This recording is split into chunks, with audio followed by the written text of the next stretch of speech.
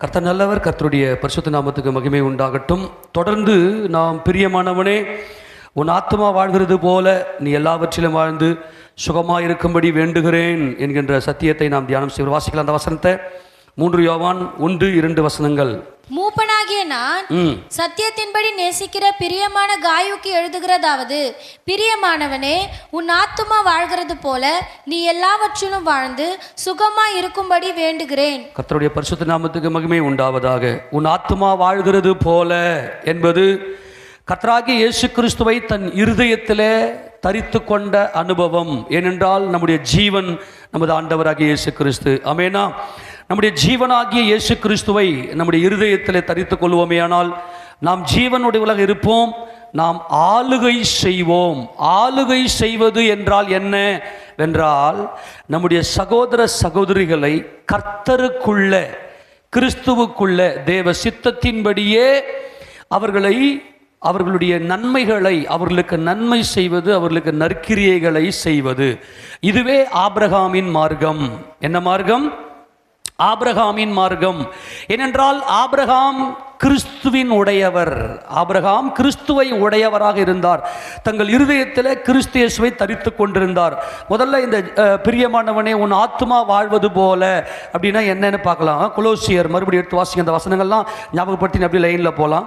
கொலோசியர் 3வது அதிகாரத்தில் 9-10 வசனங்களை வாசிக்கும் போது, ஒருவருக்கொருவர் பொய் சொல்லாதிருங்கள், பழைய மனுஷனையும் அவன் செய்கைகளையும் களைத்து போட்டு தன்னை சிருஷ்டித்தவருடைய சாயலுக்கொப்பாய் பூரண அறிவடையும்படி புதிதாக்கப்பட்ட புதிய மனுஷனை தரித்து கொண்டிருக்கிறீர்களே. இந்த புதிய மனுஷன் யார் என்றால், ஆவியின் சரீரத்தை பெற்றுக்கொண்ட நமது கர்த்தராகிய இயேசு கிறிஸ்து. ஆமெனா. ஆமா, கர்த்தராகிய இயேசு கிறிஸ்து அவர் அடிக்கப்பட்டு, அவர் அடக்கம் பண்ணப்பட்டு, அவர் 3வது உயிரோடு எழுந்து மாம்சத்தையும் இரத்தத்தையும் ஜெயங்கொண்டவராய் பிதாவாகிய தேவனுடைய வலது பரிசிலே உட்கார்ந்திருக்கிறார். நாம் இந்த மாம்சத்தையும் இரத்தத்தையும் இருக்கிற, மாம்சத்தோடும் இரத்தத்தோடு இருக்கிற இந்த பழைய மனுஷனை, இந்த இச்சையின் மனுஷனை களைந்து போட்டு, ஆக முதல்ல விசுவாசம். ஆமெனா. நாம் விசுவாசத்தில் வாழ்கிறோம். நாம் தரிசித்து நடவாமல் விசுவாசித்து நடக்கிறோம். எப்படி நடக்கிறோம்? விசுவாசித்து நடக்கிறோம். ஆக புதிதாக்கப்பட்ட இந்த புதிய மனுஷனை தரித்து கொண்ட இந்த அனுபவம் தான் கர்த்தராகிய இயேசு கிறிஸ்துவுக்குள்ள ஜீவனோடு இருக்கிற ஒரு அனுபவம். ஆக கர்த்தராகிய இயேசு கிறிஸ்துவை நாம் தரித்து கொண்டிருப்போமேயானால் நாம் பிரியமானவர்கள். இவர்கள் மனவாட்டிகள். இந்த மனவாட்டிகள் சுகம் பெறுவார்கள், அதாவது மகிமை அடைந்து மறுரூபப்படுவார்கள். இவர்கள் தான் ஆபிரகாமின் மார்க்கத்தார். மறுபடியும் கலாத்தியர் 3வது அதிகாரம் 26வது வசனத்தை வாசிக்கலாம்.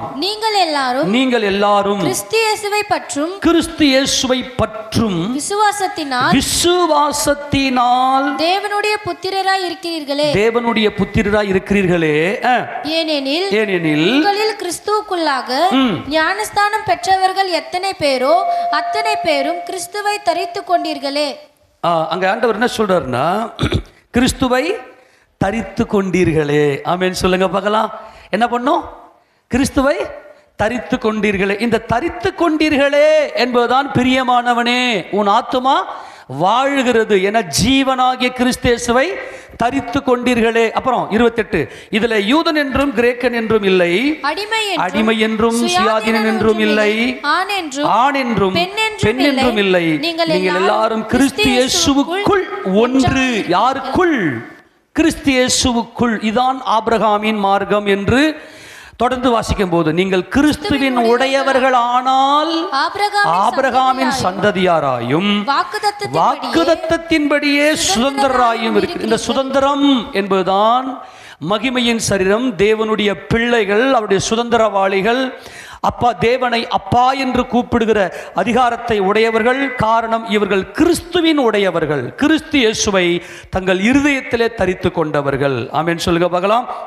இவர்கள் கிறிஸ்துவின் உடையவர்களாக இருக்கிறபடினாலே ஆபிரகாமின் சந்ததி என்று சொல்லப்பட்டிருக்கிறது. இதெல்லாம் புரிந்து கொள்ள வேண்டும்.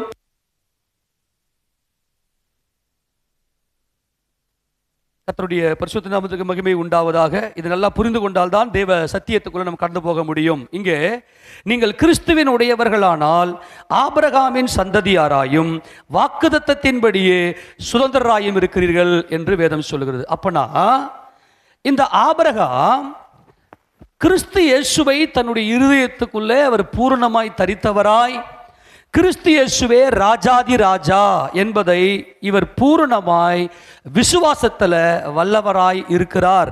அதனால் தான் இந்த ஆபிரகாமுக்கு தேவன் உன்னுடைய சந்ததியில கிறிஸ்து வந்து பிறப்பார், ராஜாதி ராஜா வந்து பிறப்பார் என்கின்ற ஒரு மாபெரும் வாக்குத்தத்தத்தை கொடுத்தார். ஆக விசுவாசம் என்பது தேவன் மேல் வைக்கிற அன்பு.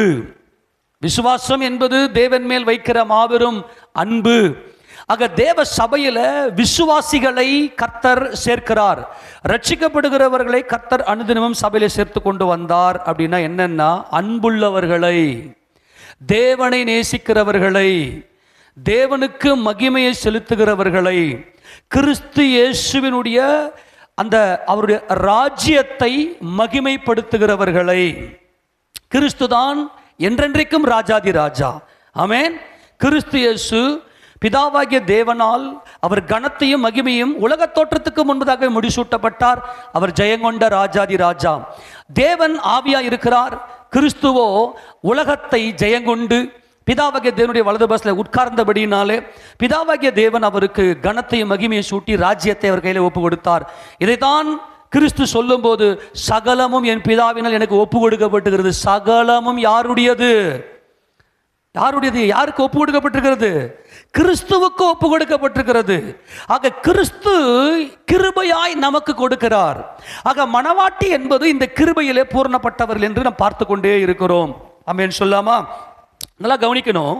ஆக இந்த ஆபிரகாமின் மார்க்கத்தார் என்ன செய்றாங்க அப்படின்னா, தேவனுடைய சுதந்திரவாளிகளாக இவர்கள் ஆளுகை செய்கிறார்கள். கடந்த நாளில் பார்த்தோம் நாம, தபித்தால் துர்காள் என்பவள் அவர்கள் எப்படி இருந்தாங்கன்னா, அவர்கள் ஆளுகை செய்கிறவர்களாக இருந்தார்கள். ஆளுகை செய்வது என்பது எல்லாவற்றையும் உயிரோடு இருக்க செய்வது.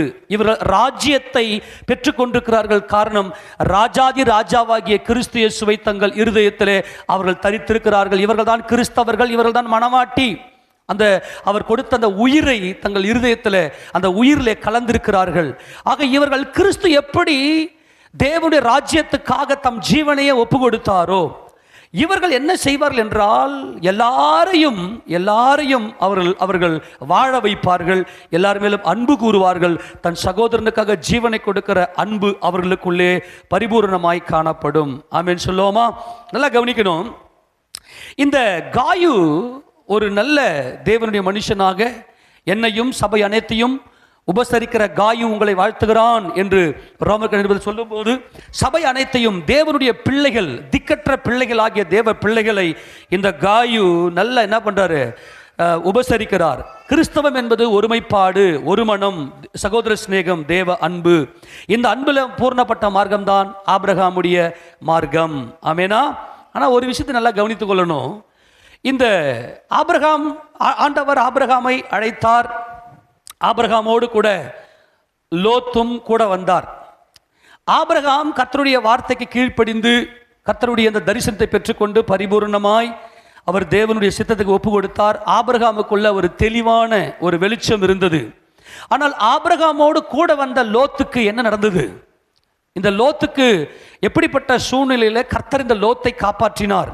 ஏனென்றால் இயேசு ராஜா வரப்போற இந்த நாட்களில் இருக்கக்கூடிய நாமும் லோத்தின் நாட்களில் நடந்தது போலவே மனுஷகுமார் நாளில் நடக்கும் என்று கர்த்தர் இங்கே சொல்லுகிறார். ஏன்னா கடந்த நாட்களில் பார்த்தோம், நோவாவின் நாட்களில் நடந்தது போல மனுஷகுமார் நாட்கள் நடக்கும். நோவாவின் காலம் நடந்துச்சு. நோவா கிருபையிலே பரிபூர்ணப்பட்டார். ஆமேனா?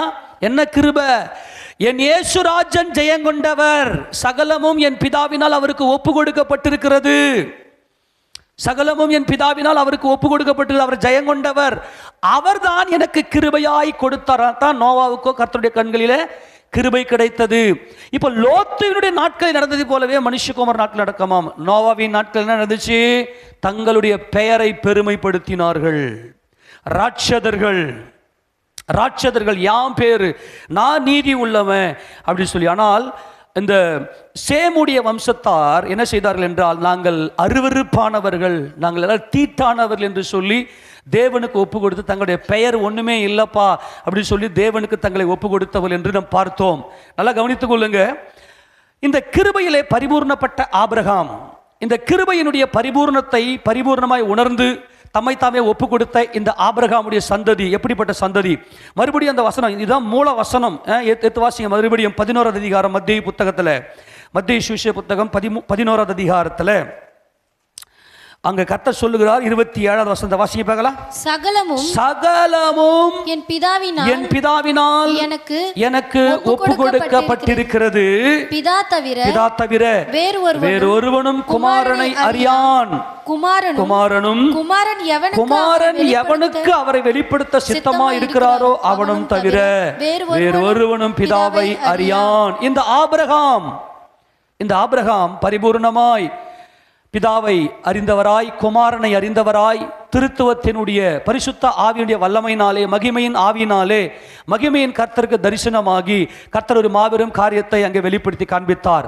ஆனால் கர்த்தராகிய இயேசு கிறிஸ்துவின் வருகையின் நாட்களிலே என்ன நடக்குமா? இந்த லோத்தினுடைய நாட்கள் நடந்ததை போலவே நடக்கும் என்று வேதம் சொல்லுகிறது. எடுத்து வாசிங்க லூக்கா சுவிசேஷத்தின் புத்தகம் 17வது அதிகாரத்தில் கர்த்தரே பேசுகிறார் இந்த சத்தியங்களை எல்லாம். லூக்கா சுவிசேஷம் 17வது அதிகாரத்தில் 26 வாசிங்க பார்க்கலாம். நோவாவின் நாட்கள் நடந்தது போல மனுஷகுமாரனுடைய நாட்களிலும் நடக்கும். ஆனா நோவா காக்கப்பட்டார் இல்லையா? வாசிங்க பாருங்க. நோவா பேழைக்குள் பிரவேசிக்கும் நாள் வரைக்கும். நோவா அந்த காலத்தில் இருந்த ஜனங்களோட கூட சங்காரமாகாதபடிக்கு தேவன் ஒரு பேழையை கட்டி அந்த பேழையில நோவாவையும் அவருடைய குடும்பத்தையும் தேவன் காத்தார். நம்முடைய தேவன் நம்மை காக்கிறவர். கரங்களை ஊத்திராமே சொல்லாமா? எல்லாரும் யாரெல்லாம் அவருடைய கிருபையை நம்புகிறார்களோ, கர்த்தர் கிருபை உள்ளவர், அவர் இரக்கமுள்ளவர், அவர் தயவுள்ளவர் என்று சொல்லி அவருடைய கல்வாரி சிலுவையை நோக்கி பார்த்து அவருடைய சட்டையின் நிழலிலே தஞ்சமாய் வருகிற எல்லாரையும் காக்கிறதுக்கு அவர் உண்மையும் நீதியும் உள்ளவராய் இருக்கிறார். நம்ம எதை ஸ்ட்ரெஸ் பண்ணி எதை ஃபோக்கஸ் பண்றோம்னா அவருடைய கிருபை அவ்வளவு பெரியது. ஆமென். அப்படிப்பட்ட அந்த நாட்களிலும் அவர் நோவாவையும் குடும்பத்தையும் காப்பாற்றின நம்முடைய கர்த்தர் நம்முடைய குடும்பங்களையும் அவர் காப்பாற்ற வல்லமை உடையவர். ஆமென். நோவா பேழைக்குள் பிரவேசித்த நாள் வரைக்கும் ஜனங்கள் புசித்து குடித்தார்கள், பெண் கொண்டு கொடுத்தார்கள். ஜலப்பிரளயம் வந்து எல்லாரையும் அழித்து போட்டது. இந்த ஜனங்கள் எப்படிப்பட்டவர்கள் என்றால் அடிமைகள். நீ அடிமையா குமாரனா? குமாரன் ஆளுகை செய்கிறவன். குமாரன் ஆளுகை செய்கிறவன் என்றால் எல்லாவற்றுக்கும் ஜீவனை கொடுக்கிறவன். அடிமைகள் எடுக்கிறவர்கள், தங்கள் மாம்ச இச்சைக்காக வாழ்கிறவர்கள். அடுத்தது லோத்தினுடைய நாட்களில் நடந்தது போல நடக்கும் அப்படின்னு சொல்ற. வாசிக்க பார்க்கலாம். லோத்தினுடைய நாட்களில் நடந்தது போலவும் நடக்கும். ஜனங்கள் புசித்தார்கள், குடித்தார்கள், கொண்டார்கள், விற்றார்கள், நட்டார்கள், கட்டினார்கள். என்ன இது? ஜனங்கள் புசித்தார்களாம், குடித்தார்களாம், கொண்டார்களாம், விற்றார்களாம், நட்டார்களாம், கட்டினார்களாம். லோத்து சோதோமை விட்டு புறப்பட்ட நாளிலே வானத்திலிருந்து அக்கினியும் கந்தகமும் வருஷித்து எல்லாரையும் அழித்து போட்டது. மனுஷகுமாரன் வெளிப்படும் நாளிலும் அப்படியே நடக்கும். இப்போ இதுல ஒரு பயங்கரமான ஒரு எச்சரிக்கையை தேவன் சபைக்கு கொடுக்கிறார். அவருடைய பரிசுத்த நாமம் என்றென்றைக்கு மகிமைப்படுவதாக, அவருடைய இரக்கமும் அவருடைய அன்பும் என்றென்றைக்கும் நம்மேல பரிபூர்ணமாய் இருப்பதாக. லோத்தினுடைய நாட்களிலேயும் இந்த ஒரு பயங்கரம் நடந்திருக்கிறது. லோத்து இருந்த அந்த சோதோம் கொமோரா பட்டணத்தில் என்ன நடந்துச்சு அப்படின்னா, ஜனங்கள் புசித்தார்கள், குடித்தார்கள், நல்லா சாப்பிட்டாங்க, நல்லா தங்களுடைய பெயரை பெருமைப்படுத்தின. அந்த குடித்தார்கள் என்பது தங்களுடைய பெயரை பெருமைப்படுத்துவது. கொண்டார்கள், பர்ச்சேஸ் பண்ணாங்க. அவருடைய மைண்டே என்ன இருந்துச்சுன்னா, நல்லா நிறைய பொருளை வாங்கணும். இன்னைக்கு பார்த்தீங்கன்னா ஆன்லைன் ஷாப்பிங்கில் ஏகப்பட்ட அட்வர்டைஸ்மெண்ட். அதில் என்ன நடக்குது அப்படின்னா, எல்லாரும் அப்படியே கவர்ச்சியாக விளம்பரம் கொடுக்குறாங்க. அதை பார்த்ததுமே மனசுக்குள்ள அதை வாங்கணும். ஆன்லைன்லேயே எல்லாத்தையும் பண்ணுறாங்க, எல்லாத்தையுமே ஆன்லைனில் பண்ணுறாங்க, வாங்கணும். அதே போல் நீ ஷாப்பிங் போன நல்லா கவனிங்க, வாங்குவது தவறுன்னு சொல்லலை, வாங்குவதே மனதாக இருப்பது தான் பாவம். அடுத்தது விற்றார்கள். எதுவாக இருந்தாலும் சேல் பண்ணி, இன்னைக்கு பாருங்க பார்க்கலாம். ஒரு காலத்தில் 100 கிராம் சிக்குமுடிக்கு 100 ரூபாய் கொடுக்குறேன்னு சொன்னவங்க இன்னைக்கு 100 கிராம் சிக்கு முடிக்கு 200 ரூபாய் தரேன். முடிக்கு கூட இன்னைக்கு வேல்யூவை பார்க்கிற ஒரு பயங்கரமான பொல்லாத காலத்து அந்த மகா பாபிலோன். லாபம், சுய லாபம் எதுவுமே நம்மளது இல்லை. ஆனால் அந்த லாபத்தை எடுக்கிற பொல்லாத இருதயம் எனக்கு இருந்துச்சு. எல்லாத்துலேயுமே லாபம். எனக்கு என்ன லாபம் கிடைக்கும்? விற்றார்கள், அதை கொண்டார்கள், விற்றார்கள், நட்டார்கள். நல்ல விவசாயம், நல்லா விவசாயம் பண்ணி நல்லா தீனியை பெருந்தீனிக்காரர்களாக இருந்தார்கள் நோவாவின் நாட்களில். நல்லா அவங்க என்ன செஞ்சாங்க, நட்டார்கள், அடுத்தது கட்டினார்கள் வீடுகளை. இன்னைக்கு பாருங்க பார்க்கலாம், எல்லாம் அப்படியே லோத்தினுடைய நாட்களில் என்ன நடந்துச்சோ அது அப்படியே மனுஷகுமாரன் வரப்போல நாளில் நடக்கும். ஆனால் கர்த்தரோ பிரியமானவனே, உன் ஆத்துமா வாழ்கிறது போல நீ எல்லாவற்றிலும் வாழ்ந்து சுகமாயிரு என்கின்ற ஒரு மாபெரும் இரக்கத்துக்கு தேவன் நம்மை அழைக்கிறார். அவருடைய பரிசுத்த நாமத்துக்கு மகிமை உண்டாவதாக. ஜனங்களுடைய மைண்ட் செட் எல்லாம் என்ன இருந்துச்சுன்னா, நல்லா சாப்பிடணும், ராஜ விருந்து. ஒரு காலத்தில் பழைய சோறு, அப்புறம் பழைய குழம்பு, அதெல்லாம் என்ன பண்ணுவாங்க, நல்லா அதில் அவங்க வைக்கும் போதே நல்லா பிளான் பண்ணி வைப்பாங்க, மறுநாளைக்கு பழைய சோறு சாப்பிட்ணும். இன்றைக்கி நிறைய பேர் சாப்பிட்றாங்க, அது தவறுன்னு சொல்லலை. பழக்க வழக்கமே கலாச்சாரமே அவங்களுக்கு எப்படி இருந்துச்சுன்னா, ஒரு காலத்தில் கலாச்சாரம்லாம் மாறிச்சு, இன்னைக்கு அப்படி இல்லை. இந்த கலாச்சாரம் என்பது கிழக்கத்திய புத்திரனுடைய ஆவி. அந்த கலாச்சாரத்தில் ஆளுகை செய்வது அமலேக்கு. இந்த கலாச்சாரத்தில் இந்த பொருளாதாரம், பணம் பணம் பணம் பணம் பணம், இது மட்டுமே மோட்டிவ். அவங்க எப்படி இருக்கணும், பயங்கரமாய் அவர்கள் மன எழுச்சியில் புசித்து குடித்து நல்லா கொண்டு நல்லா வாங்கி ஷாப்பிங் போனோம். இன்னைக்கு ஷாப்பிங் போகிறதே இன்னைக்கு ஒரு தொழிலாக இருக்கிறவங்களாம் ஏகப்பட்ட பேர் வாங்க, வெறுப்பாக இருக்குது. போய் ஷாப்பிங் போய் பர்ச்சேஸ் பண்ணலாம். அவங்களுக்கு மனசெல்லாம் அந்த பொருளாசை, விக்கிரக ஆராதனையான பொருளாசை என்று எபேசியர் புத்தகத்திலையும் அதே மாதிரி கொலோசியர் 3ஆம் அதிகாரத்திலும் அப்போஸ்தலன் பவுல் சொல்ற விக்கிரக ஆராதனை இந்த பொருளாசை. அப்படின்னு சொல்ற நட்டார்கள், கட்டினார்கள். நல்லா வீட்டை பெரிய லெவலில் கட்டணும், நல்லா பண்ணணும். எல்லாம் தேவ சமூகத்தில் எல்லாம் உள்ளெல்லாம் உட்காரக்கூடாது, தேவ சமூகத்தெல்லாம் போகக்கூடாது. நல்லா ஜாலியாக வீட்டை கட்டி நல்ல பெரிய அளவுக்கு நல்ல பெருமையாக இருந்து நம்முடைய பெயரை பெருமைப்படுத்தக்கூடிய அளவுக்கு அவர்கள் எல்லாரும் என்ன செய்தலாம், பாவத்தில் விழுந்தார்கள். இந்த பொல்லாத காரியம் இங்கே இருந்துச்சுனாவே பாவம் உள்ளே வந்துடும். என்னைக்கு பெருந்தீனி, மாம்ச பெருந்தீனி இருக்குது. மாம்ச பெருந்தீனி என்பது நல்ல நான்வெஜ் இல்லாமல் நல்ல டேஸ்டி சாப்பாடு எல்லாமே இன்றைக்கி இறங்காது. பெருந்தீனி என்பது மாமிசம் அதிகமாய் புசிப்பது, மாமிசம் இல்லாமல் எனக்கு சாப்பாடே பிடிக்காது என்கின்ற அந்த மனநிலை இந்த சோதோம் கொமோராவுக்கு இருந்துச்சு. ஆனால் ஆபிரகாமோடு கூட வந்த இந்த லோத்துவுக்கு ஏன் இப்படிப்பட்ட பொல்லாத காரியங்களில் அகப்பட்டு கொண்டார் என்பதை குறித்து தான் நம்ம இன்னைக்கு பார்க்க போகிறோம். நல்லா கவனிங்களேன். இன்னைக்கு ஏதோ லோத்தின் காலத்தில் நடந்துச்சு, நோவாவின் காலத்தில் நடந்துச்சுன்னு சொல்லிட்டு அதை மட்டும் ஃபோக்கஸ் பண்ணிலாம் பார்க்கக்கூடாது. பின்னணியை, அதனுடைய பேக்ரவுண்டை, அதனுடைய எந்த சூழ்நிலையில் இது இப்படிப்பட்ட காரியங்கள் நடந்துச்சு என்பதை உட்கார்ந்து நம்ம தியானித்தால் தான் இதனுடைய பரிபூர்ணமான காரியங்கள் நமக்கு புரியும். நான் மறுபடியும் சொல்லுகிறேன், தேவனுடைய மார்க்கம் என்பது அன்பின் மார்க்கம்.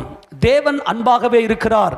இந்த அன்பை கொடுப்பதற்காகத்தான் நம்மை சபைக்கு அழைக்கிறார். மனுஷனுக்கு அன்பில்லாமல் போனது. சபையில் விசுவாசத்தின் மூலமாய் மறுபடியும் தேவனை நேசிக்கக்கூடிய அன்பை சபையில் தேவன் விதைக்கிறார். இந்த அழைப்புக்காகத்தான், இந்த அன்பிற்காகத்தான் கர்த்தர் ஆபிரகாமை அழைத்தார். ஆபிரகாமை கர்த்தர் ஊர் என்கிற கல்தேயர் பட்டணத்திலிருந்து அவர் இந்த ஆபிரகாமுக்கு தரிசனமாகி அவர் இந்த ஆபிரகாமை அன்பின் மார்க்கத்தை, நல்லா கவனிக்கணும், அன்பின் மார்க்கம். இந்த அன்பின் மார்க்கம் என்பது ஆளுகை செய்வது, சகோதர சிநேகம் இருப்பது, தேவனுடைய பிள்ளைகளுக்காக தம் அன்பை கொடுக்கிற ராஜாக்கள். அவங்க தான் ராஜாக்கள், ஆளுகை செய்கிறவர்கள். இதற்கென்று தேவன் ஒரு கூட்டத்தை அவர் ஆயத்தப்படுத்த வேண்டும் என்று சொல்லிதான் மனுக்குலத்தையே சிருஷ்டித்தார். ஆதாமை சிருஷ்டித்த நோக்கம் என்ன நோக்கம்னா, ஒரு அன்பின் மார்க்கத்தை உண்டாக்க வேண்டும். தேவனுடைய அன்பில் அவர்கள் பரிபூர்ணப்பட வேண்டும். ஆனால் இந்த ஆதாம் பாவம் செய்துவிட்டு தேவனை விட்டு பிரிந்து விட்டார். ஆனால் இந்த மகா பாபிலோன் இந்த ஆதாமுக்குள்ளே வந்துவிட்டது. இந்த மகா பாபிலோன் தான் பொருளாதார மீதியானியர்கள், அரசியல் அமலேக்கியர்கள், கலாச்சார அதாவது மத கிழக்கத்திய புத்திரர்கள். இவர்களை தான் கிறிஸ்து இயேசு சிலுவையிலே ஆணி அடித்து ஜெயங்கொண்டார். இந்த கிறிஸ்துவினுடைய இந்த அன்பு, தேவனுடைய இந்த பரிபூரணம், தேவ அன்பிலே பூர்ணப்படும்படியாய் ஆபிரகாமுக்கு ஊர் என்கிற கல்தேயர் பட்டணத்திலே மகிமையின் தேவன் தரிசனமானார். எந்த தேவன் தரிசனமானார்? மகிமையின் தேவன். நல்லா கவனிக்கணும், ஆபிரகாமுடைய மார்க்கம் அன்பின் மார்க்கம். ஆதாமை உண்டாக்கி ஆதாமுக்குள்ளிருந்து ஒரு அன்பின் மார்க்கத்தை உண்டாக்க வேண்டும் என்று திட்டம் போட்ட தேவனுக்கு ஒரு பெரிய தோல்வியை உண்டாக்கினதாக பிசாசு நினைச்சான். ஆனால் சத்துருவின் தலையை உடைத்து அதே பாபிலோனிலிருந்து ஆபிரகாம் என்கின்ற ஒரு பாபிலோனியனை கொண்டு வந்து அந்த ஆபிரகாமுக்குள்ள ஒரு அன்பின் மார்க்கத்தை, தன் சகோதரனுக்காக தன் ஜீவனை கொடுக்கிற அன்பின் மார்க்கத்தை தேவன் உண்டாக்கினார். எடுத்து வாசிங்க பார்க்கலாம். அப்போஸ்தலர் நடபடிகளின் புத்தகத்தில் இந்த ஆபிரகாமுக்கு தரிசனமானது யார் என்று 7ஆம் அதிகாரத்தில் ஸ்தேவான் விளக்கப்படுத்துவதை நாம் பார்க்கிறோம். வாசிங்க பார்க்கலாம். 2 வாசிங்க பார்க்கலாம். அதற்கு அவன், சகோதரரே, பிதாக்களே, கேளுங்கள். நம்முடைய பிதாவாகிய ஆபிரகாம் காரானூரிலே குடியிருக்கிறதற்கு முன்னே மெசபத்தோமியா நாட்டில் இருக்கும் போது மகிமையின் தேவன் அவனுக்கு தரிசனமாகி, நல்லா கவனிக்கணும், கொஞ்சம் புரிஞ்சுக்கணும். யார் தரிசனமாகி? மகிமையின் தேவன். யார் இந்த மகிமையின் தேவன்? சொல்லுங்களேன், கொஞ்சம் கெஸ் பண்ணுங்களேன். யார் இந்த மகிமையின் தேவன்? யாரு? நமது ஆண்டவராகிய இயேசு கிறிஸ்து. கரங்களை ஆமென் சொல்லாமா? அவரே மகிமையின் தேவன். எப்போ? அவர் ஆரானிலே தேராகு. அப்போ ஆண்டவர் மெசபத்தோமியாவாகிய ஊர் என்கிற கல்தேர பட்டணத்தில் இந்த ஆபிரகாம் இருக்கும்போது, நான் உனக்கு காண்பிக்கிற தேசத்துக்கு நீ புறப்பட்டு போ அப்படின்னு சொல்லி என்ன பண்றாரு? இங்க புஷ் பண்ணி தள்ளுறாரு இல்லையா? உனக்கு வா என்று, நீ உன் தேசத்தையும், 3ஆம் வசனம் வாசி, நீ உன் தேசத்தையும் உன் இனத்தையும் விட்டு புறப்பட்டு நான் உனக்கு காண்பிக்கும் தேசத்துக்கு வா. நல்லா கவனிங்க, வா. அவர் என்ன செய்யறாருன்னா, கானான் தேசத்தில் இருந்து கொண்டு அவருடைய கல்வாரி சிலுவையில், இந்த எருசலேமில், எருசலேம் என்ற மோரியா மலையில் அவர் கல்வாரி சிலுவையில் தொங்கிக் கொண்டவராய், நல்லா கவனிங்க, மகிமையின் தேவன் காட்சி கொடுத்து, நீ உன் இனம், உன் தேசம், உன்னுடைய சொந்த அந்த ஜனங்களை விட்டு நான் உனக்கு காண்பிக்கிற இந்த தேசத்துக்கு நீ வா என்கின்ற இந்த சீயோன் எருசலேம் என்கின்ற இந்த ஒருமைப்பாட்டின் தேசத்துக்காக இந்த ஆபிரகாமை கர்த்தர் வா என்று அழைக்கிறார். ஆனால் இவர்கள் கூடவே தேராகும் புறப்பட்டு வருகிறார். ஆபிரகாம் புறப்பட்டு வந்தார், ஆனால் கூடவே தேராகும் புறப்பட்டு வந்தார். ஆனால் ஆரானில் இருந்த போது அங்கேயே அவங்க அப்படி செட்டில் ஆயிட்டாங்க. ஆரானிலே இந்த தேராக மரித்த பிற்பாடு கர்த்தர் அங்க போயிட்டு, நான் உனக்கு காண்பிக்கிற தேசத்துக்கு புறப்பட்டு போடா அப்படின்னு தள்ளி விடுறாரு. அங்கிருந்து போய் தள்ளி விடுறாரு. எத்தனை பேர் சொல்றது புரியுது? நல்லா கவனிங்க. இப்போ இதில் வேகமாக வாசிக்கும் தெரியும். ஆதியாகமத்தின் புத்தகம் திருப்பி கொள்ளுங்களேன். ஆதியாகமத்தின் புத்தகம் 12ஆவது அதிகாரத்தில் இல்ல 11:31 ஃபர்ஸ்ட் வாசிங்க பார்க்கலாம். தேராகு தன் குமாரனாகிய ஆபிரகாமையும் ஆரோனுடைய குமாரனும் தன் பேரனும் இருந்த லோத்தையும் தன் குமாரன் ஆபிரகாமுடைய மனைவியாகிய தன் மருமகள் சாராளையும் அழைத்து கொண்டு அவர்களுடனே ஊர் என்கிற கல்தேர் பட்டணத்தை விட்டு கானான் தேசத்துக்கு போக புறப்பட்டான். அவர்கள் ஆரான் மட்டும் வந்தபோது அங்கே இருந்து விட்டார்கள். நல்லா கவனிங்க, எங்க இருந்து புறப்பட்டு எங்க வந்தாங்க? ஊர் என்கிற கல்தேர் பட்டணத்தை விட்டுட்டு அவர்கள் ஆரானிலே, காரான், அது ஆரான்னா காரான், கேய்த்து இருக்கும் அந்த இடத்துல. அதான் அங்கே காரானூர் அப்படின்னு புதிய ஏற்பாட்டில் சொல்லப்பட்டிருக்குது. ஆரான், அங்கே ஆரானில் வந்தபோது அங்கேயே செட்டில் ஆயிட்டாங்க. தேராகு மரித்த பிற்பாடு வாசிங்க பாருங்க தொடர்ந்து. தேராகுடைய ஆயுசு நாட்கள் 200 வருஷம். தேராகு ஆரானிலே மரித்தான். தேராகு ஆரானிலே மரித்த பிற்பாடு கர்த்தர் ஆபிரகாமை நோக்கி, நீ உன் தேசத்தையும் உன் இனத்தையும் உன் தகப்பனுடைய வீட்டையும் விட்டு புறப்பட்டு நான் உனக்கு காண்பிக்கும் தேசத்துக்கு போ. இப்ப அங்க காரானூர்ல அந்த ஆரானிலே போய் தேவன் சொல்றார். யாரு? எந்த தேவன்? மகிமையின் தேவன். யார் இந்த மகிமையின் தேவன்? கல்வாரி சிலுவையிலே தம்மை தாமே ஒப்பு கொடுத்த, அதாவது இந்த தேவனுடைய இந்த சிருஷ்டிகளை மீட்கிறதற்காக, தேவனுடைய பிள்ளைகளை மீட்கிறதற்காக, தேவனுக்கென்று ஒரு சந்ததியை உருவாக்கும்படி தம்மை தாமே ஒப்பு கொடுத்த மகிமையின் தேவன் அங்கே போ அப்படின்றார். இது எப்படி நம்ம நிரூபிக்கலாம்? எடுத்து வாசிங்க யோவான் சுவிசேஷத்தின் புத்தகம். யார் இந்த மகிமையின் தேவன்? யோவான் சுவிசேஷத்தின் புத்தகம் 12ஆவது அதிகாரத்தை திருப்பி கொள்ளுங்களேன். யோவான் சுவிசேஷம் 12ஆவது அதிகாரம் 41வது வசனத்தை வாசிங்க. ஏசாயா அவருடைய மகிமையை கண்டு அவரை குறித்து பேசுகிற போது இவைகளை சொன்னான். என்ன சொன்னார் ஏசாயா? எதை பார்த்தாரா? எல்லாம் கொஞ்சம் சொல்லுங்க, எதை பார்த்தாரா? மகிமை. யாருடைய மகிமையை? கர்த்தருடைய மகிமையை கவனிக்கணும். இது இது இது இது புரிஞ்சாதான் லோத்தினுடைய நாட்களில் என்ன நடந்துச்சுன்னு தெரியும். கிறிஸ்து இயேசுவை தரித்து கொள்ளுவது அப்படின்னா என்ன? அவர் சிலுவையில் உலகத்தை, அதாவது மாம்சத்தை, இரத்தத்தை சிலுவையில் ஆணி அடித்து கொன்று தேவனுக்கென்று ஒரு ஆவிக்குரிய சந்ததியை அவர் உருவாக்கினார். கிறிஸ்து இயேசு இந்த மகிமையின் தேவன் தான் ஆபிரகாமுக்கு தரிசனமானார். அதனால் தான் நீங்கள் கிறிஸ்துவின் உடையவர்கள் ஆனால் ஆபிரகாமின் சந்ததியாராயும் வாக்குத்தத்தின்படியே தேவனுடைய சுதந்திரராயும் இருக்கிறீர்கள். அப்ப ஆபிரகாமுக்கு என்ன வெளிச்சம் கிடைச்சதுன்னா மகிமையின் கர்த்தர். நல்லா கவனிக்கணும். இப்போ நீங்க மேலே வசந்த வாசிக்கும் போது அவர் என்னத்தை பார்த்தாருன்னு சொல்லி வாசிக்கலாம். 38 வாசிக்க பார்க்கலாம். அதற்கு இயேசு இன்னும் கொஞ்ச காலம் இல்லம்மா 38 கர்த்தாவே எங்கள் மூலமாய் கேள்விப்பட்டதை விசுவாசித்தவன் யார்? கர்த்தருடைய புயம் யாருக்கு வெளிப்பட்டது என்று ஏசாயா தீர்க்கதரிசி சொன்ன வசனம் நிறைவேறும்படி இப்படி நடந்துச்சு. ஏசாயா 53 அதிகாரத்தை காட்டுறாரு. ஏசாயா 53 என்ன? மேசியாவினுடைய மகிமை. ஆக மகிமையின் தேவன் நமது ஆண்டவராகிய இயேசு தேவன் இந்த முழு மனுக்குலத்தையும் மீட்கிறதற்காக, இந்த முழு மனுக்குலத்தையும் மீட்கிறதுக்காக, ஆமென், இந்த முழு மனுக்குலத்தையும் மீட்கிறதுக்காக அவர் கல்வாரி சிலுவையில், அந்த கோர கொடூரமான சிலுவையில் தொங்கிக் கொண்டிருக்கிற அந்த காட்சியை ஏசாயாவுக்கு காண்பிக்கிறார்.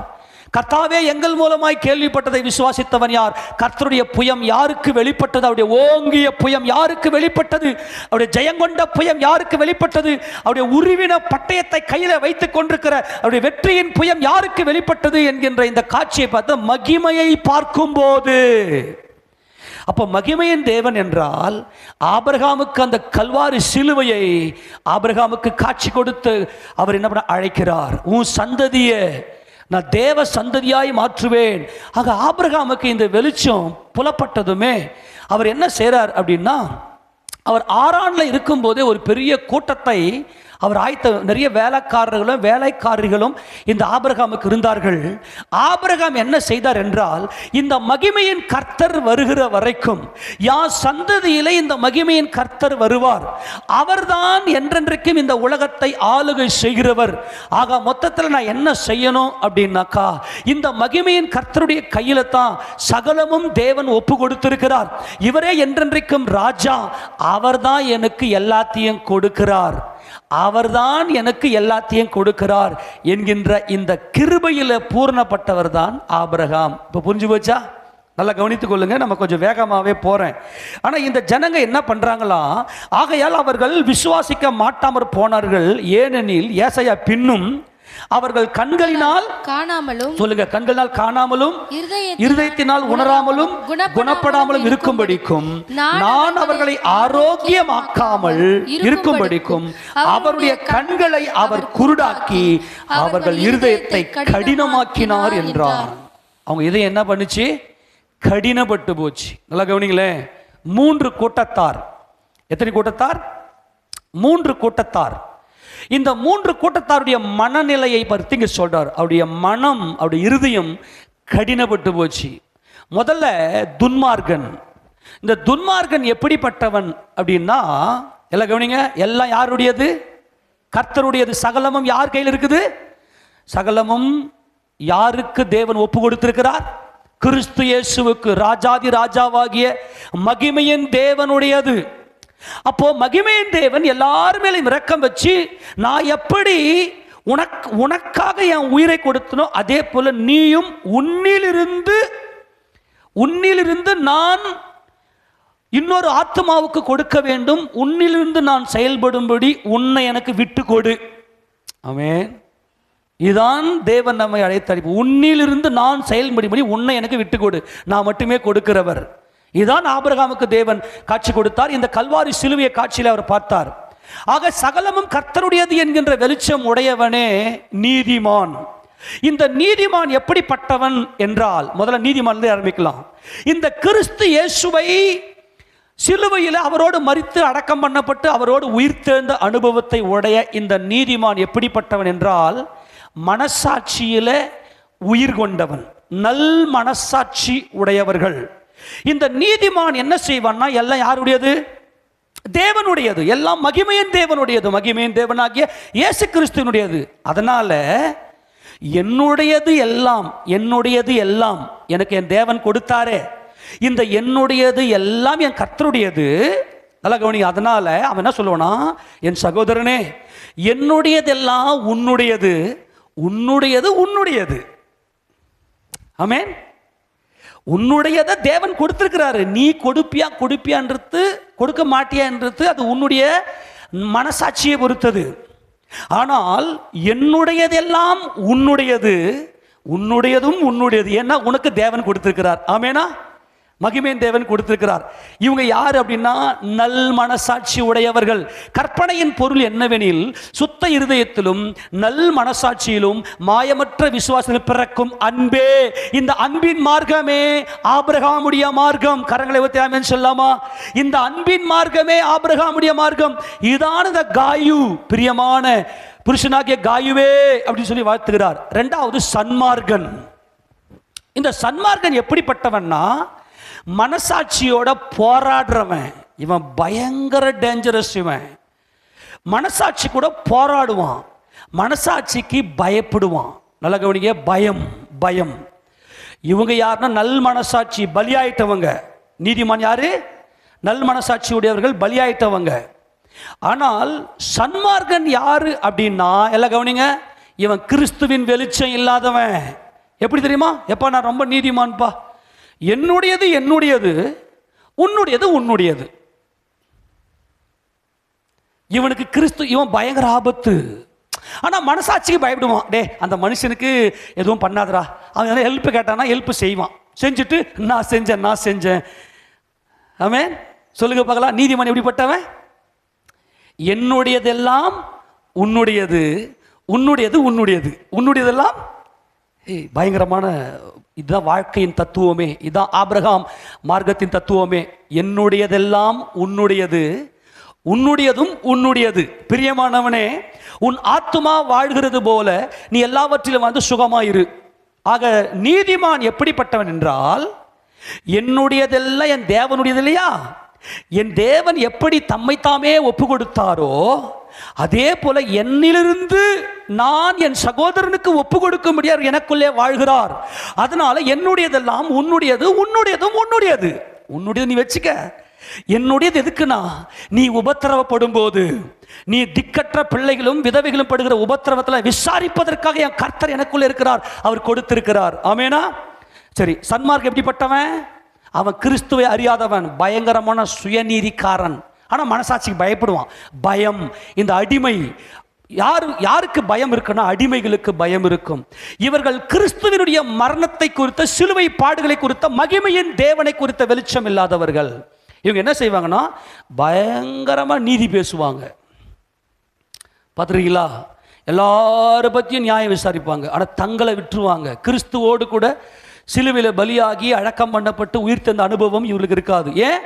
என்னுடையது நான் சம்பாதிக்கிறேன், நான் கஷ்டப்படுறேன், நான் போயிட்டு வேலைக்கு போகிறேன், நான் கஷ்டப்படுறேன், நான் புசிக்கிறேன் குடிக்கிறேன், என் காசில் நான் வீடு கட்டுறேன், என் காசில் எனக்கு வயல்வெளியில் விதைச்சிட்டு அதை நான் என்ன பண்ணுறேன், அறுப்பறுக்கிறேன், நான் எல்லாத்தையும் நான் பண்ணுவேன் அப்படின்னு சொல்லிட்டு எல்லாம் வேலைக்கு வர்றது. வேலை வேலை வேலை வேலை வேலை வேலை வேலை. ஏன்?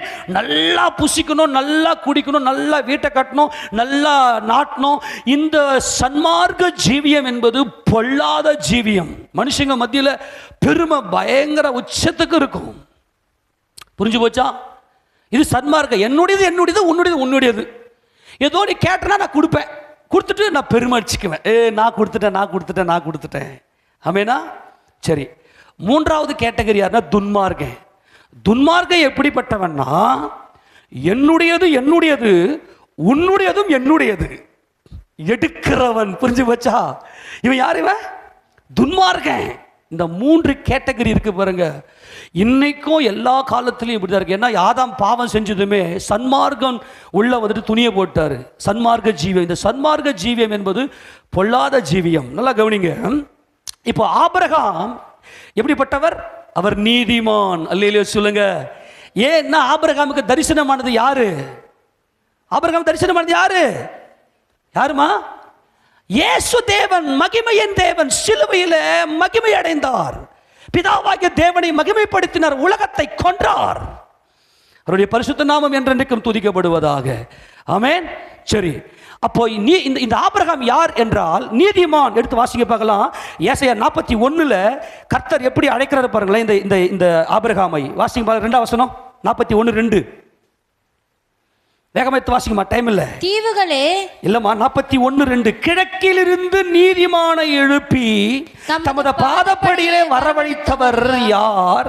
ஜாதிகளை அவனுக்கு ஒப்பு கொடுத்து அவனை ராஜாக்களுக்கு ஆண்டவனாக்கி அவர்களை அவன் பட்டயத்துக்கு தூசியும் அவன் வில்லுக்கு சிதறடிக்கப்பட்ட தாளடியுமாக்கி அவன் அவர்களை துரத்தவும் தன் கால்கள் நடவாதிருந்த பாதையிலே சமாதானத்தோடு நடக்கவும் பண்ணினவர் யார்? இந்த நீதிமானாகிய ஆபிரகாமை கர்த்தர் அழைத்தார். ஏனென்றால் ஆபிரகாம் நல் மனசாட்சி உடையவர். நல் மனசாட்சி உடையவர்கள் எல்லாம் என் தேவனுடையது. அல்லேலூயா. அந்த தேவன் கிருபையில் ஐஸ்வர்யம் உள்ளவராய், அவர் இரக்கத்தில் ஐஸ்வர்யம் உள்ளவராய், அவருடைய கிருபையினாலே நான் நிற்கிறேன், நிர்மூலமாக இருக்கிறேன் என்று சொல்லி என் சகோதரனுடைய ஜீவனுக்காக நான் வாழ்வேன் என்று எடுத்து கொடுப்பது. ஆக ஆபிரகாம் என்ன செய்தார் என்றால், இந்த நீதிமானுக்கு கர்த்தர் எல்லாத்தையும் கொடுத்தார். இந்த நீதிமான் எல்லாத்தையும் எடுத்து தன் சகோதரர்களுக்கு கொடுத்தார். எப்படி? ஆரானிலே சவதரித்த அந்த ஜனங்கள். ஆபிரகாமுக்கு ஒரு பெரிய கூட்டம் இருந்துச்சு. வேலைக்காரர்கள், வேலைக்காரிகள், அடிமைகள் எல்லாரும் காசு கொடுத்தவனால தான் விருத்த சேதனம் பண்ணும்போது நீ காசுக்கு கொண்ட உன் ஜனங்களுக்கும் உனக்குன்னு நீ காசு கொண்ட அடிமைக்கும் நீ விருத்த சேதனம் பண்ணணும். ஆபிரகாம் என்ன செஞ்சிட்டாரு அப்படின்னா, எப்பா எதுவுமே நம்மளது இல்லை, எல்லாம் ராஜாவினுடையது, அவருக்குன்னு சந்ததி தேவை, அந்த சந்ததிக்காக நம்ம வாழ்வோம், அந்த சந்ததி என்னிலிருந்து உதிக்கும் என்று கர்த்தர் வாக்குத்தத்தம் கொடுத்திருக்கிறார் அப்படின்னு சொல்லிட்டு என்னுடையதெல்லாம் உன்னுடையது அப்படின்னு கர்த்தர் என்ன செய்தார் அப்படின்னா இங்கே வாழ்ந்து கொண்டிருந்தார். எடுத்து வாசிக்க, ஆபிரகாம் வாழ்ந்து கொண்டிருந்தார். எடுத்து வாசிக்க பார்க்கலாம். ஆதியாகமம் 12:5 வாசிக்க பார்க்கலாம். ஆபிரகாம் தன் மனைவியாகிய சாராயும் தன் சகோதரனுடைய குமாரனாகிய லோத்தையும் தாங்கள் சம்பாதித்திருந்த தங்கள் சம்பத் எல்லாவற்றையும் ஆரானிலே சவதரித்த ஜனங்களையும் கூட்டிக் கொண்டு அவர்கள் கானான் தேசத்துக்கு புறப்பட்டு போய் கானான் தேசத்திலே சேர்ந்தார்கள். கவனிக்க பார்க்கலாம். ஆரானிலே சவதரித்த ஜனங்கள். ஆண்டவர் இந்த ஆபிரகாமை நீதிமானாக சிலுவையை குறித்த வெளிச்சத்தை இந்த ஆபிரகாமுக்கு கொடுத்தபடினாலே எல்லாம் என் கர்த்தருடைய என்பதை புரிந்து கொண்டு ஆரானிலே சவதரித்த ஜனங்களுக்கு நல்ல காஸ்பலை சொல்லி உபவாசம் பண்ண வச்சு தம்முடைய ஜனங்கள் எல்லாரையும் கூட்டி வச்சு, தபரா நம் கர்த்தர் வெளிப்பட போகிறார். ஆமென்.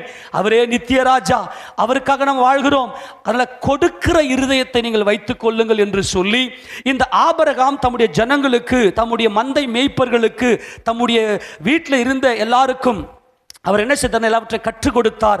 ஆபிரகாமை போலவே நீதிமான்களாக ஆபிரகாமுடைய ஜனங்களை மாற்றினார். ஒரு சபையை இயங்கியது. ஆமெனா. ஆபிரகாமுடைய வீடு, ஆபிரகாமுடைய கூடாரம், அவர் அஸ்திபாரம் போட்டு வீட்டை கட்டாமல் அவர் ஏன் கூடாரத்திலே குடியிருந்தார் என்றால், என் கர்த்தரே ராஜாதி ராஜா, அவரே இந்த பூமியை ஆளுகை செய்கிற ராஜா, அவருக்கென்று ஒரு கூட்டத்தை ஆயத்தப்படுத்துகிறேன் என்று சொல்லி அவர் அஸ்திபாரம் போட்டு வீட்டை கட்டாமல் அஸ்திபாரம் உள்ள நகரத்துக்கு அவர் காத்திருந்தார். இந்த ஆபிரகாமுடைய மந்தை மேய்ப்பர்களுக்கும் லோத்துடைய மந்தை மேய்ப்பர்களுக்கும் பிரச்சனை ஏற்பட்டுச்சு. ஏனென்றால் இந்த லோத் எப்படிப்பட்டவன்? சன்மார்கன். அவன் ஆபிரகாமோட கூட இருந்தும் ஆபிரகாமுடைய மார்க்கத்துக்கு உட்படாமல், ஆபிரகாமுடைய உபதேசத்துக்கு உட்படாமல் அந்த லோத்து ஒரு சன்மார்கனாய் இருந்திருக்கிறார். லோத்தினுடைய அந்த வேலைக்காரர்களும் மந்தை மேய்ப்பர்களும் சன்மார்க்கமாய் சுயநீதியை பேசியிருக்கிறான். எந்து உந்து போ, அடிச்சு புடுங்குறது. துன்மார்க்கம் எப்படிப்பட்டவனா? துணிகரமாய் போயிட்டு அடிச்சு புடுங்கி அப்புறமா துன்மார்க்கமாய் ஜீவிக்கிறது. மனசாட்சிக்கே சாகடிச்சிட்டு யாருக்கும் பயப்படுற பயம் கிடையாது. மனசாட்சியை சாகடிச்சிட்டு நானே அப்படின்னு சொல்லி பயங்கரமாக வாழ்கிற இந்த பொல்லாத கூட்டம்.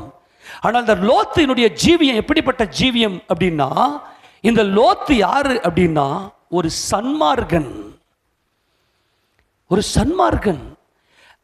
ஏறக்குறைய இந்த சன்மார்கன் இந்த துன்மார்கனை விட ரொம்ப ஆபத்தானவன் ஸ்பிரிச்சுவலி. என்ன இவன் இன்னொருத்தருக்கு டிஸ்டர்பன்ஸ் கொடுக்க மாட்டான். சன்மார்க்கம் என்ன பண்ண மாட்டான்னா இன்னொருத்தருக்கு பிரச்சனையை கொடுக்க மாட்டான். ஆனால் பெருமையில் வாழ்வான், பெருமையுடைய உச்சாணியில் இருப்பான். ஏன்னா அமலேக்கினுடைய ஆவி பயங்கரமாக வேலை செய்யும். ஏன்னா நல்ல பொருள் இருக்கும், நல்லா சம்பாதிப்பான்.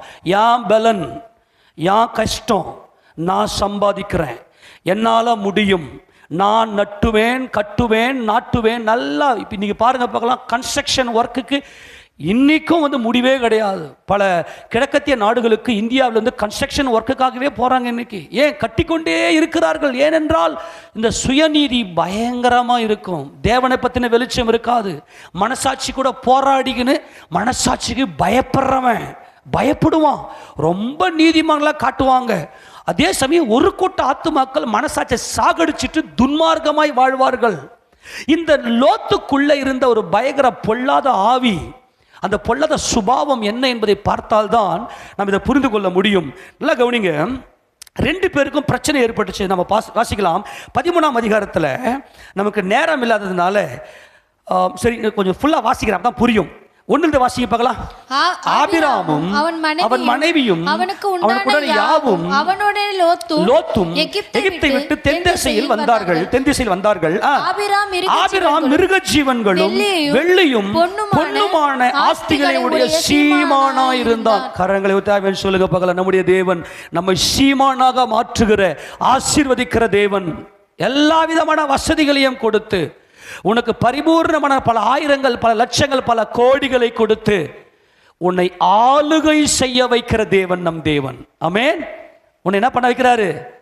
இந்த ஆபிரகாம் நீதிமான் தன்னுடைய மந்தையிலே, தன்னுடைய குடும்பத்தில் இருக்கக்கூடிய ஒவ்வொரு அடிமைகளையும் அடிமைகளாக எண்ணாமல் சகோதரர்களாக எண்ணி அவருக்கு உபதேசத்தை கொடுத்து கிறிஸ்துவின் ராஜ்யம், அவ்வளவுதான், கிறிஸ்துவே ராஜாதி ராஜா, எண்ணிலிருந்து அவர் ராஜ்யம் வெளிப்படுகிறது. அவர் எப்படி ஆளுகை செய்கிறாரோ எண்ணிலிருந்து அவர் ஆளுகை செய்கிறார். என்னுடையதெல்லாம் உன்னுடையது. இந்த உபதேசத்தை ஆபிரகாம் தம்முடைய சபையாருக்கு, தம்முடைய வீட்டாருக்கு அவர் நல்லா போதித்திருந்தார். ஆனால் லோத் எப்படிப்பட்டவன்னா பொல்லாத சன்மார்க்க ஜீவியம். மனுஷனுக்கு துணிகரமாய் போய் பண்ண மாட்டாரு, ஏன்னா மனசாட்சியே அவர் அடிக்கும். மனசாட்சியோட போராடுறவர். இந்த மனசாட்சியோட போராடுறவங்க யாருன்னாக்கா சன்மார்க்கர், இவங்க தான் அடிமைகள். என்ன நடந்துச்சு கவனிங்க. 5ஆம் வசனம் வாசிக்கும் போது, ஆபிரகாமுடனே வந்த லோத்துக்கும் ஆடு மாடுகளும் கூடாரங்களும் இருந்தன. அவர்கள் ஒருமித்து குடியிருக்க அந்த பூமி அவர்களை தாங்க கூடாதா இருந்தது. அவருடைய ஆஸ்தி மிகுதியா இருந்தபடியால் அவர்கள் ஒருமித்து வாசம் பண்ண ஏதும் இல்லாமல் போயிற்று. கவனிங்களேன், இது பயங்கர முக்கியமானது. அவர்கள் குடியிருந்த அந்த தேசத்துல தாங்க கூடல அப்படின்னா என்ன அர்த்தம்னா, ஆபிரகாமுடைய கேரக்டருக்கும் லோத்துடைய கேரக்டருக்கும் ஒத்து வரல. ஆபிரகாமுடைய சபைக்கும் லோத்துடைய சபைக்கும் ஒத்து வரல. ஆபிரகாமுடைய சபையார், ஆபிரகாமுடைய மந்தை மேய்ப்பர், என்னுடையதெல்லாம் உன்னுடையது, உன்னுடையது உன்னுடையதா இருக்கட்டும், அதனால கிறிஸ்துவின் ராஜ்யத்திற்காக செயல்படுகிறவர்கள். ஆனால் இந்த லோத்து எப்படிப்பட்டவர் அப்படின்னா, என்னுடையது என்னுடையது, உன்னுடையது உன்னுடையதுன்னு சொல்லிட்டு தன்னுடைய ராஜ்யத்தை பெருமைப்படுத்தி நிறைய கூடாரங்களை போட்டு விஸ்தாரமாக்கி, புரிஞ்சு போச்சே, இப்ப என்னுடையது என்னுடையது, யா இஷ்டம், நான் போவேன், நான் குடிப்பேன், நான் புசிப்பேன், நான் விற்பேன், வாங்குவேன், நாட்டுவேன், எல்லாத்தையும் பண்ணுவேன், நிறைய நிறைய விவசாயம் பண்ணுவேன், நல்ல விவசாயம் பண்ணி என் வீட்டுக்குள்ள நல்ல தானியங்களை சேர்த்து வச்சுக்கின்னு நான் என்னுடையது நான் அனுபவிப்பேன், என்னுடையது அனுபவிப்பது எனக்கு அதிகாரம் இல்லையா அப்படின்னு பயங்கரமா லாஜிக் பேசுற ஆவித்தால் லோத்தின் ஆவி. என்னுடையது என்னுடையது அப்படியா? எல்லாம் கிறிஸ்துவினுடைய அந்த பலியினாலே ஒப்பு கொடுக்கப்பட்டது. அப்போ 2 பேருக்கும் ஒத்து வரல. ஆபிரகாமுடைய மந்தை மேய்ப்பர் சத்தியத்தை பேசினாங்க, நீதியை பேசினாங்க. என்ன பேசினாங்க? நீதியை பேசினாங்க. ஆனால் லோத்துடைய மந்தை மேய்ப்பர் சுயநீதியை பேசினாங்க. நாங்கள் யாருக்கு துரோகம் பண்ணலையே, எல்லாம் எங்களுது, எல்லாம் நாங்கள் இப்படி தான் இருப்போம், எல்லாம் என்ன ஆட்சி பண்ணணும் அப்படின்னு சொல்லிட்டு இந்த லோத்துடைய மந்தை மேய்ப்பர்லாம் பயங்கரமான கொடூரமானவர்களாக இருந்தார்கள். தொடர்ந்து வாசிக்கும் போது ஆபிராம், வாசிங்க, ஆபிராம் இல்ல 7ஆம் வசனம், ஆபிராமுடைய மந்தை மேய்ப்பருக்கும் லோத்துடைய மந்தை மேய்ப்பருக்கும் வாக்குவாதம் உண்டாயிற்று. அக்காலத்திலே கானானியரும் பெரிசியரும் அத்தேசத்திலே குடியிருந்தார்கள். 2 பேருக்கு என்ன ஆயிடுச்சு? வாக்குவாதம், உங்களில் உத்தமர்கள் இன்னார் என்று விளங்கும்படி உங்களுக்குள்ளே மார்க்க பேதங்கள் இருக்க வேண்டியது அவசியமே அப்படின்னு சொல்லி சொல்றாரு. அப்போ மார்க்க பேதம் வந்துருச்சு. இப்போ நீ 2 பேரும் ஒன்றா இருக்க முடியாதுப்பா, தண்ணியும் எண்ணெயும் ஒன்றா சேராது, கலக்க முடியாதுப்பா. அப்போ இது என்ன பண்ணுதுன்னா இது பிரிஞ்சு ஓடுது. அப்போ ஆபிரகாம் என்ன பண்ணாரு அப்படின்னா, இந்த இவனுக்கு எவ்வளோ சொன்னாலும் எவ்வளோ உபதேசம் கொடுத்தாலும் இந்த லோத்துக்கு புத்தி வர மாட்டேங்குது, இது இப்படியே போச்சுன்னா நம்ம ஆட்களுக்கும் ரொம்ப பிரச்சனை ஆகுமே அப்படின்னு சொல்லிட்டு அப்போஸ்தலர் பவுல் எபேசு சபையில் பிரச்சனை ஏற்பட்ட போது அவர்களை 12 பேரை கொண்டு போயிட்டு பிரித்து எடுத்துன்னு போயிட்டு வித்தியாசாலையில கொண்டு போய் பராமரித்ததை போல ஆபிரகாம் என்ன பண்ணிட்டார்னா, இதுதான் ஆபிரகாமுடைய மார்க்கம். என் சகோதரரே, 8ஆம் வசனம் வாசிங்க. ஆபிரகாம் லோத்தை நோக்கி, எனக்கும் உனக்கும் என் மேய்ப்பருக்கும் உன் மேய்ப்பருக்கும் வாக்குவாதம் வேண்டாம், நாம் சகோதரர். நல்லா கவனிங்க, எனக்கும் உனக்கும், என்னுடையது உன்னுடையது. லோத்தே, லோத்தே, என்னுடையது உன்னுடையது. அதனால எனக்கும் உனக்கும் என் மேய்ப்பருக்கும் உன் மேய்ப்பருக்கும் வாக்குவாதம் வேண்டாம், நாம் சகோதரர். கரங்களை தட்டி இந்த சகோதர சிநேகமே, இந்த பிலடெல்பியாவே சபை, அன்பின் மார்க்கம், இரக்கத்தின் மார்க்கமே சபை, அன்பே சபை, அன்பே தேவன், தேவனுடைய பிள்ளைகள் அன்பு, என்னுடையது உன்னுடையது, நாம் சகோதரர். இதோ தேவன் எனக்கு வாக்குத்தத்தம் கொடுத்து அழைத்திருக்கிறார், இந்த தேசம் உனக்கு முன்னாடி வச்சுட்டேன். கவனிங்க, இதுதான் ஆபிரகாமுடைய மார்க்கம். தேசத்தை உனக்கு முன்னாடி வச்சுட்டேன். நீ வடக்க போனா நான் தெற்க போறேன், நீ தெற்க போனா நான் வடக்க போறேன், நீயே சூஸ் பண்ணிக்க, என்னுடையதெல்லாம் உன்னுடையது. இதான் ஆபிரகாமுடைய மார்க்கம். ஆமேன். ஆனால் லோத் எப்படிப்பட்டவர்னா சுயநீதி. இப்போ நான் உங்களுக்கு அந்த டிஃப்ரெண்ட்டை காட்டுறேன். இப்போ இது கொஞ்சம் ஒரு சின்ன டிஃப்ரெண்ட் இருக்குது, அதை மட்டும் நான் காட்டுறேன். கர்த்தர் நம்மில் மகிமைப்படுவாராக. இந்த தேசம் எல்லாம் உனக்கு முன் இருக்கிறது அல்லவா, நீ என்னை விட்டு பிரிந்து போகலாம், நீ இடதுபுறம் போனால் நான் வலதுபுறம் போகிறேன், நீ வலதுபுறம் போனால் இடதுபுறம் போகிறேன் என்றான். அப்போது லோத்து தன் கண்களை எடுத்து பார்த்து யோர்தான் நதிக்கு அருகான சமபூமி முழுவதும் நீர்வளம் பொருந்தினா இருக்க கண்டான். கர்த்தர் சோதோமையும் கொமாராவையும் அழிக்கும் முன்னே சோவாருக்கு போகும் வழி மட்டும் அது கர்த்தருடைய தோட்டத்தை போலவும் எகிப்து தேசத்தை போலவும் இருந்தது. அப்பொழுது லோத்து யோர்தானுக்கு அருகான சமபூமி முழுவதும் தெரிந்து கொண்டு கிழக்கே பிரயாணம் புறப்பட்டு போனான். இப்படி அவர்கள் ஒருவரை ஒருவர் விட்டு பிரிந்தார்கள். இவன் பயங்கர சுயநீதிக்காரன். யாரு? லோத்து. இவர் நேரா சோதோம் கொமோராவை பார்த்தார். இந்த சோதோம் கொமோராவின் மனுஷர்கள் எப்படிப்பட்டவர்கள் என்றால் பொல்லாதவர்கள், கர்த்தருக்கு முன்பதாக பயங்கர கொடூரமானவர்கள். அவங்க என்ன செய்வாங்க, நல்ல சுகபோகமாய் இந்த இச்சையை, இந்த மாம்ச இச்சையை நான் அனுபவிக்க வேண்டும் என்று தம்முடைய மனசாட்சியை சாகடித்த பொல்லாத கூட்டத்தார். கிறிஸ்துவை குறித்த வெளிச்சமே இல்லாமல் மனசாட்சியை சாகடித்தவர்கள்.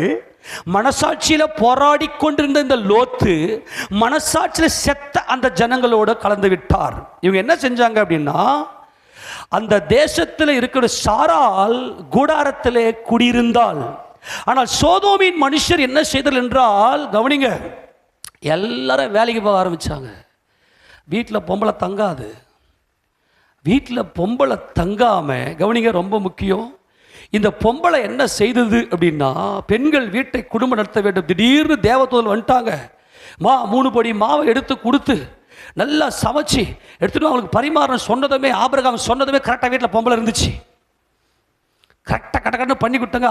சாரால் கூடாரத்தில் இருந்தால், தேவதூதர் கர்த்தர் வந்து பேசும்போது சாரால் கூடாரத்தில் இருந்தால், சத்தியம் சொல், சாரால் கூடாரத்தில் இருந்தால். ஆனால் சோதோமின் பொம்பளைங்க வேலை செஞ்சாங்க, வேலைக்கு போனாங்க, கம்பெனிங்களுக்கு போனாங்க. வீட்டில் ஆக மொத்தம் கூடாரத்தில் குடியிருக்கல. ஏன்னா நாங்கள்லாம் நீதிமான்கள் தானே, எங்களுக்கு எங்க ராஜ்யம், நாங்கள் கட்டுவோம், நாட்டுவோம், புஷிப்போம், குடிப்போம், விதைப்போம், எல்லாத்தையும் எடுத்துன்னு போய்ட்டு எங்கள் வீட்டில் நல்லா சேர்த்து வச்சு நல்லா ஓஹோன்னு இருப்போம் அப்படின்ட்டு சுயநீதியை பேசுகிற பொல்லாத வஞ்சக ஆவிதான் இந்த லோத்தின் ஆவி. லோத்துக்கு ஆபிரகாம் தேசத்தை திறந்து கொடுத்ததுமே, கவனிங்க, லோத்துக்கு தேசத்தை திறந்து கொடுத்ததுமே கர்த்தர் ஆபிரகாமை ஆசீர்வதிக்க ஆரம்பிச்சார். தேசத்தை ஆபிரகாம் கொடுத்துட்டாரு. எப்பா, உன் சகோதரனுக்கு தேசத்தை நீ கொடுத்துட்டியே, அதனால இந்த தேசத்தை நான் உனக்கு கொடுப்பேன்னு சொல்லி நீ எழுந்து போய் அளந்து எல்லாத்தையும் அளந்து பாரு, இந்த தேசம் முழுக்க உனக்கும் சந்ததிக்கும் கொடுத்துட்டேன். கரங்களை சொல்லாமா? இதுதான் ஆபிரகாமுடைய மார்க்கம். நான் தொடர்ந்து வாசிக்கிறேன் பாருங்களேன். ஆபிரகாம் கானான் தேசத்தில் குடியிருந்தான். லோத்து அந்த யோர்தானுக்கு அருகான சமபூமியில் உள்ள பட்டணங்களில் வாசம் பண்ணி சோதோமுக்கு நேரே கூடாரம் போட்டான். எங்க போயிட்டான்? லோத்து எங்க போயிட்டான்? சோதோமுக்கு போயிட்டான். சோதோமின் ஜனங்கள் பொல்லாதவர்களும் கர்த்தருக்கு முன்பாக மகா பாவிகளுமா இருந்தார்கள். எப்படி இருந்தாங்க? பொல்லாதவர்கள், மகா பாவிகள், கர்த்தருக்கு முன்பதாக கொடூரம். இவருடைய பாவம் கர்த்தருக்கு போயிருச்சு, கர்த்தர் சமூகத்துக்கு போச்சு. அவ்வளவு பெரிய பொல்லாத கொடிய பாவம் இருந்துச்சு. லோத்து ஆபிரகாமை விட்டு பிரிந்த பின்பு கர்த்தர் ஆபிரகாமை நோக்கி, உன் கண்களை ஏறெடுத்து நீ இருக்கிற இடத்திலிருந்து வடக்கையும் தெற்கையும் கிழக்கையும் மேற்கையும் நோக்கி பார். நீ பார்க்கிற இந்த பூமி முழுவதையும் நான் உனக்கும் உன் சந்ததிக்கும் என்றைக்கும் இருக்கும்படி கொடுத்து உன் சந்ததியை பூமியின் தூளை போல பெருக பண்ணுவேன். ஒருவன் உன் பூமியின் தூளை என்ன கூடுமானால் உன் சந்ததியும் என்ன கூடும். நீ எழுந்து தேசத்தின் நீளமும் அகலமும் எம்மட்டோ அம்மட்டும் நடந்து திரி, உனக்கு அதை தருவேன் என்றார். எப்பா? என்னுடையதெல்லாம் உன்னுடையது. எல்லாம் சொல்லுங்க போல, என்னுடையதெல்லாம் உன்னுடையதுன்னு சொல்லி, லோத்தே தேசம் இதோ உனக்கு முன்னாடி இருக்குது. இப்போ லாபானை போல யா மந்தையை மேய்ச்சி நீ பெரிய பணக்காரன் ஆயிட்டியா? 10 முறை சம்பளத்தில் மாத்தல இந்த ஆபிரகாம். காரணம், ஆபிரகாம் நீதிமான். சாரால் கூடாரத்தில் குடியிருந்தார்கள். அன்னை சாரால் கூடாரத்தில் குடியிருந்து கர்த்தரை நோக்கி உபவாசம் பண்ணி, உம்மாலத்தான் எல்லாம் ஆகும் ஆண்டவரை, என்னால் ஒன்றும் கூடாது என்று காத்திருந்தவர்கள். ஆனால் சோதோமில் என்ன நடந்துச்சுன்னாக்கா, எல்லாரும் சோதோமில் இருந்த குடிகள் அத்தனை பேரும் வயலில் போய் வேலை செஞ்சு பல தேசங்களுக்கு, பாபிலோன் வரைக்கும் இவங்களுடைய புகழ் பரவி இருந்துச்சு. பாபிலோனிய சால்வையெல்லாம் அங்கே இருந்துச்சு. பாபிலோனிய அந்த அந்த நிறைய ஆதாரங்கள்லாம் உண்டு. இந்த சோதோமினுடைய அந்த வயல்வெளியில், சோதோமினுடைய இந்த வனாந்தரத்தில் பார்த்தீங்கன்னா, அதில் இருந்த அத்தனை பேரும் அவங்களுடைய கான்செப்ட் என்ன கான்செப்ட்னா, ஒரு மிருகத்தை போல புசித்து குடித்து கொண்டு விற்று ஷாப்பிங், நல்ல ஷாப்பிங். பாபிலோன் வரைக்கும், இந்த பக்கம் எகிப்து வரைக்கும் இவர்களுடைய கோதுமை, இவருடைய தானியங்கள், இவருடைய பழங்கள் ஏற்றுமதி, அங்கே இருக்கக்கூடிய விலையேறப்பெற்ற பொருட்களை இறக்குமதி, எக்ஸ்போர்ட் அண்ட் இம்போர்ட் பயங்கரமாய் நடந்துச்சு இந்த சோதோம்ல. கொஞ்சம் கூட இவர்களுக்கு தேவ பயமே இல்லை.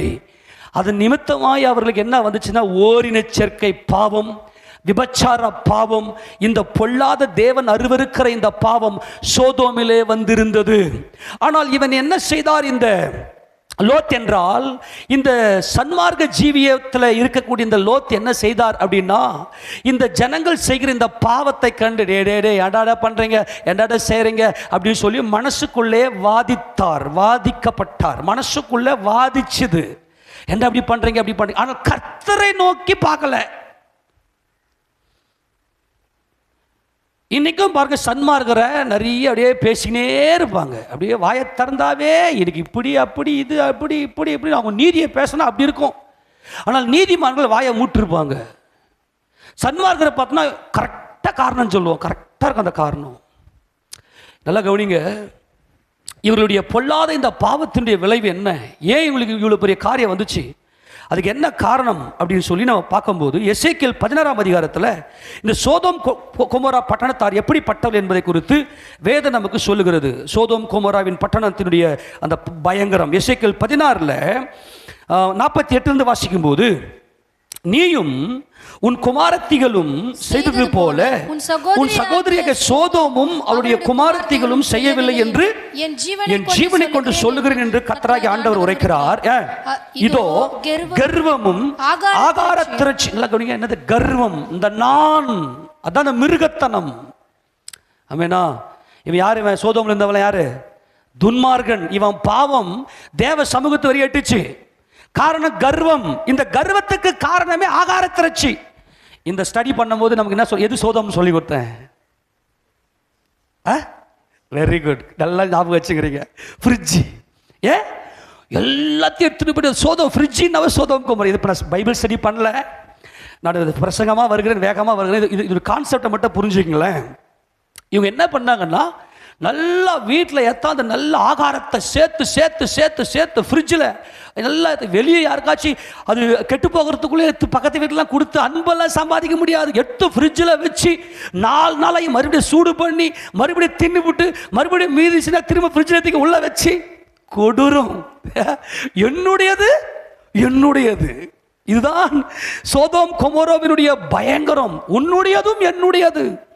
ஒரு பயங்கர பொல்லாப்பு என்னன்னா, இன்னொருத்தருடைய மனைவி, இதெல்லாம் கொடுமையான பாவங்கள். இன்னொருத்தருடைய மனைவியும் என்னுடைய எடுத்துக்கிற பொல்லாத பாவம் அங்கே இருந்துச்சு. இன்னொருத்த வீட்டை எட்டி பார்க்கறது. அதுதான் யோபு சொல்றார், இன்னொருடைய வீட்டை எட்டி பார்த்தது உண்டானால் கர்த்தரை நியாயந்திருப்பார்கள் சொல்லி. இந்த பொல்லாத பாவத்துக்கு காரணம் கர்வம். அமலேக் காரணம், மீதியானி ஆவி அந்த பொருள் அங்கே நல்லா விளைஞ்சது. யோர்தான் நதிக்கு பக்கத்திலே இருக்கக்கூடிய இந்த சோதோம் கொமோராவில் நல்ல நீர்வளம் பொருந்திருந்துச்சு, நல்லா விளைஞ்சிச்சு, நல்லா நட்டார்கள், நல்லா பில்டிங் ஒர்க் பண்ணாங்க. காரணம் என்ன தெரியுமா? அங்கிருந்த ஒரு மாபெரும் பாவம் என்னவென்றால், பெண்கள் வீட்டை விட்டு வெளியே வேலைக்கு போனாங்க. நான் வீட்டை விட்டு வெளியே போகக்கூடாது, வேலைக்கு போகக்கூடாதுன்னு சொல்லலை, வீட்டில் உட்காந்து ஜெபிக்கணும்னு சொல்ல வர. சாராள், அன்னை சாராள் தேவ சமூகத்தில் உட்கார்ந்து தேவ சித்தம் என்ன, அன்னை ரெபேக்காள் என் வயிற்றில் இப்படிப்பட்ட யுத்தம் நடக்கிறது, காரியம் எப்படி இருக்குமோ என்று தேவனிடத்தில் விசாரிக்க போனார்கள். என் குடும்பம் இப்படி போயிருச்சு, தேவன் என்ன செய்வீர், நான் என்ன பண்ணலாம், நான் போய் என்னால் முடியும், நான் மாற்றி காட்டுறான் பாருன்னு போகிறது தான் லோத்தினுடைய ஆவி. சன்மார்க்க ஜீவியம் இது ஏறக்குரிய துன்மார்க்க ஜீவியத்துக்கு பக்கத்தில் இருக்கிறது. அதனால தான் அங்கே போயிட்டு ஐக்கியமாயிட்டாரு. இவருடைய பாவம் என்னன்னா, கர்வமும் ஆகார திரட்சியும் நிர்விசாரமான சாங்கோபாங்கமும் ஆகிய இவைகளே. இந்த நிர்விசாரமான சாங்கோபாங்கம் என்ன தெரியுமா? மனசாட்சியே இல்லை, மனசாட்சியை சாகடித்த கூட்டம். நிர்விசாரம், பயமே இல்லை, தேவ பயமே இல்லாமல் துணிகரமான சாப்பாடு நல்லா சாப்பிட்டுட்டு துணிகரமான அந்தரங்க வாழ்க்கையில் இந்த சுயநீதி பேசுகிறவங்கெல்லாம் பார்த்தோன்னா அந்தரங்கத்தில் நிறைய பாவத்தில் விழுந்து போயிருப்பாங்க. மற்றவங்கள பற்றி பேசினே இருப்பாங்க பாருங்க, அவங்க சரியில்லை, இவங்க சரியில்லை, இந்த பிரச்சனை, என் வீட்டுக்காரன் இதே பிரச்சனை, என் பொண்டாட்டி இப்படிப்பட்ட பிரச்சனை என்று சொல்லலாம். அந்தரங்கத்தில் விழுந்து போயிருப்பாங்க மற்றவங்க பிரச்சனை. ஆனால் எந்த சூழ்நிலையிலும் மகிமையின் தேவனை நோக்கி பார்ப்பதே ஆபிரகாமுடைய மார்க்கம். நல்லா கவனிங்க, இந்த சோதோமின் பொம்பளைங்களுக்குள்ள இருந்த பயங்கர பொல்லாத பாவம் என்னென்னு இப்போ ஏசப்பா சொல்கிற காட்டுறாங்க. கவனிங்க, இந்த பொம்பளைங்க என்ன பண்ணிச்சு, எல்லாத்துலேயும் மூக்க நுழைச்சி, இது இத்தனை மூட்டை, ஒரு ஏக்கருக்கு 50 மூட்டை விளைஞ்சுது, அப்புறமா இது வந்து ஒரு ஏக்கருக்கு இத்தனை டன்னு காய்கள் விளைஞ்சுது, எல்லாத்தையும் கணக்கு வழக்கெல்லாம் உள்ள வச்சுக்கிட்டு என்னுடையது உன்னுடையதும் என்னுடையது அப்படின்னு எடுத்து திருடு, களவு, பொல்லாப்பு இவைகள் எல்லாம் பயங்கரமாய் மலிந்து கிடந்தது தான் சோதோம் கொமோராவின் பாவம். இந்த பாவம் உச்சமாக தேவ சந்நிதியில் வரும் போயிருச்சு அப்படின்னு வந்த தேவத்தை சொல்கிறாங்க. நல்லா கவனிங்க, இவர்கள் என்ன பண்ணலையாம், இவைகளே உன் சகோதரி சோதோமின் அக்கிரமம், இவைகளே அவளிடத்திலும் அவள் குமாரத்திகளிடத்திலும் இருந்தன, சிறுமையும் எளிமையும் ஆனவனுடைய கையை அவள் பலப்படுத்தவில்லை. யார் இந்த சிறுமையும் எளிமையும் ஆனவர்கள்? அப்பா, நான் வாழ முடியாது, வாழ்வதற்கு வழியும் இல்லை, வாழ வழியும் இல்லை, வழியை உண்டாக்க பலனும் இல்லை, நான் உயிரோடு, நான் ஜீவனோடு என்றென்றைக்கும் நிலைத்திருப்பதற்கு எனக்கு இயேசுவை தவிர எனக்கு வேற வழி இல்லை, கல்வாரி சிலுவையை தவிர எனக்கு வேறு ஒரு வாய்ப்பும் இல்லை என்று சொல்லி தேவனையே நோக்கி பார்த்து, மகிமையின் தேவனை நோக்கி பார்த்து கொண்டிருப்பவர்களே சிறுமையும் எளிமையுமானவர்கள். அவருடைய சிலுவையினுடைய வெற்றியை வாஞ்சிப்பவர்களே சிறுமையும் எளிமையுமானவர்கள். இதுதான் ஆபிரகாமுடைய மார்க்கம். இவர்கள் என்ன செய்தார்கள்? இவருடைய பொல்லாத பாவம் என்ன நடந்துச்சு? இந்த சோதோம் கொமோராவுடைய பாவம் தேவ சமூகத்துக்கு போனதும் எடுத்து வாசிக்க பார்க்கலாம். ஆதியாகமத்தின் புத்தகத்தில் இவர்கள் எப்படிப்பட்ட மைண்டில் இவங்க செட் பண்ணி இருந்தாங்க அப்படின்னாக்கா, நல்லா கவனிங்க, சோதோமினுடைய இந்த பாவம் பயங்கர பொல்லாப்பாக இருந்ததுனால அங்கே கர்த்தர் இவர்களை அழிப்பதற்காக அங்கே போகிறார், சோதோமை அழிப்பதற்காக அங்கே போகிறார். எடுத்து வாசிக்க பார்க்கலாம். 16ஆம் வசனத்தை வாசிங்க, 18-16. பின்பு அந்த புருஷர் எழுந்து அவிட விட்டு சோதோமை நோக்கி போனார்கள். ஆபிரகாமும் அவருடைய கூட போய் வழிவிட்டு அனுப்பினான். நல்லா கவனிங்க, கர்த்தர் இந்த சோதோமையும் இந்த கொமோராவையும் இந்த அத்மாவையும் இந்த பட்டணங்களை எல்லாம் அழிப்பதற்காக சோதோமுக்கு நேராய் போகிறார். அதுக்கு முன்னாடி ஆபிரகாமை சந்திக்க வருகிறார். நல்லா கவனிங்க, ஆபிரகாமை சந்திக்க வரும்போது இந்த சாராள் எங்கே இருந்தார்கள் என்றால், கவனிங்க, தொடர்ந்து நம்ம சாராளை குறித்து வாசிக்கும் போது 10ஆம் வசனத்தை வாசிங்க, 18-10 வாசிங்க. அப்பொழுது அவர், ஒரு உற்பவ காலத்திட்டத்தில் நிச்சயமாய் உன்னிடத்திற்கு திரும்ப வருவேன், அப்பொழுது உன் மனைவியாகிய சாராளுக்கு ஒரு குமாரன் இருப்பான் என்றார். சாராள் அவருக்கு பின்புறமாய் கூடார வாசலில் இதை கேட்டு. சாராள் எங்க இருந்தாங்க? எல்லாரும் சாராள் எங்க இருந்தாங்க?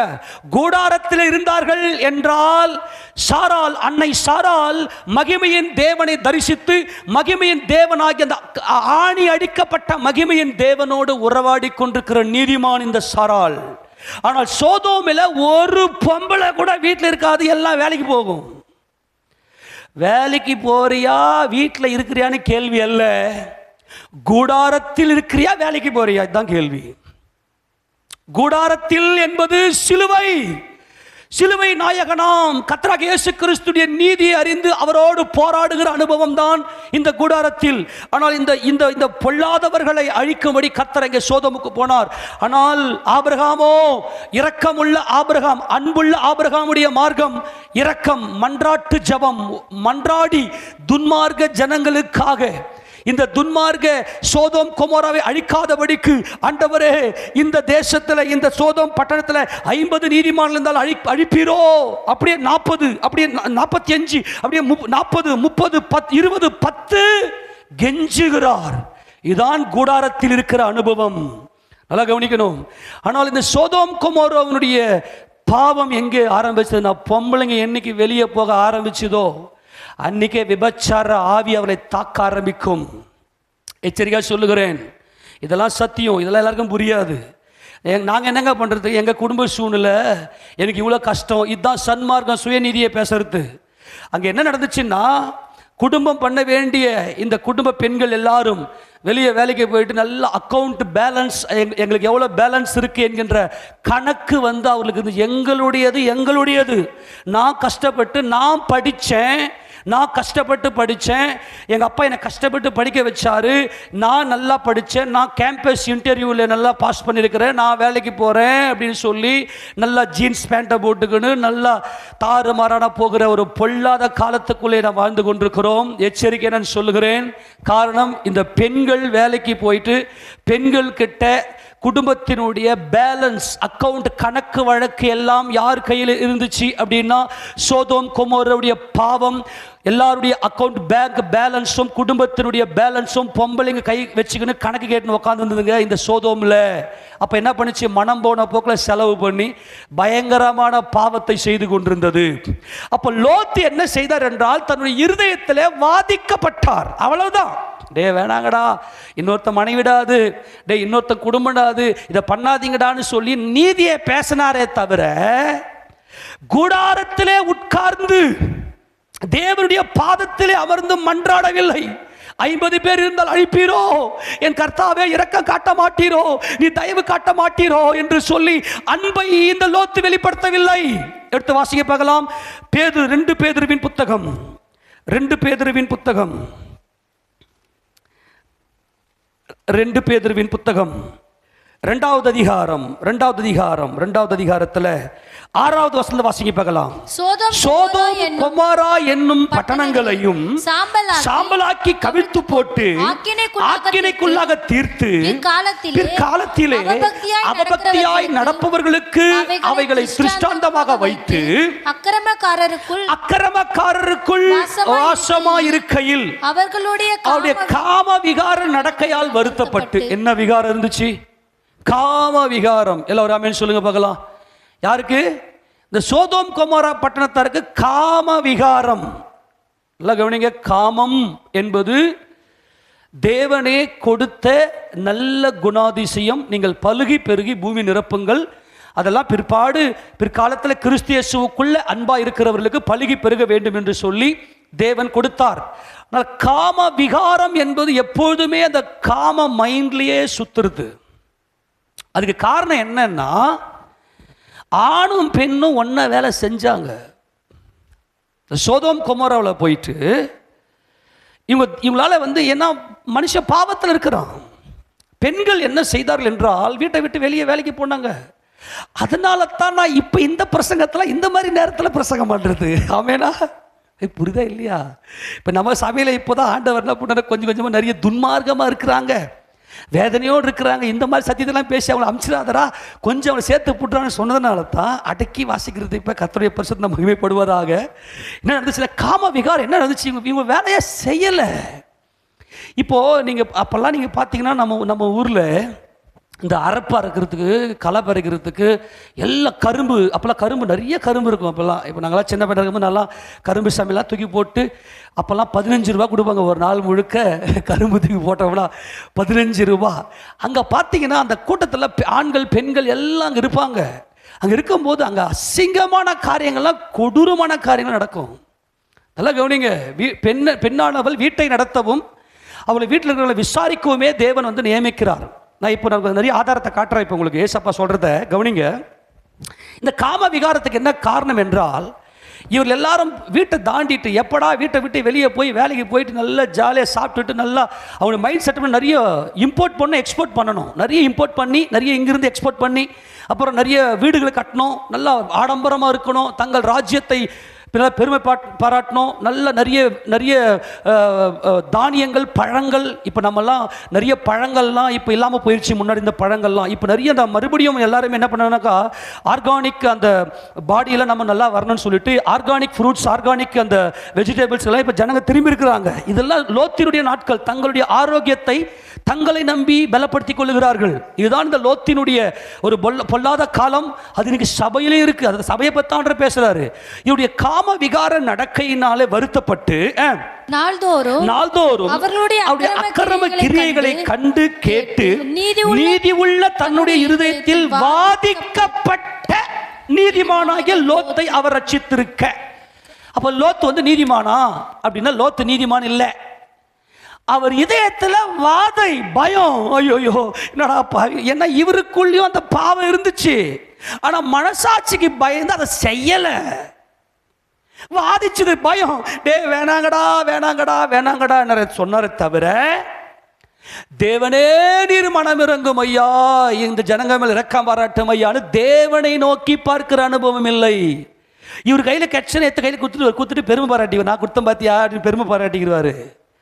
ஆனால் என் தேவன் கொடுத்தது முதல்ல கிறிஸ்து உள்ள இல்லாம நீங்க யாரும் கொடுக்காதீங்க. அதான் ரொம்ப ஆபத்து. முதல்ல நீங்க கிறிஸ்துவுக்கு உண்மையா இல்லாமல் கொடுக்க வேண்டாம்.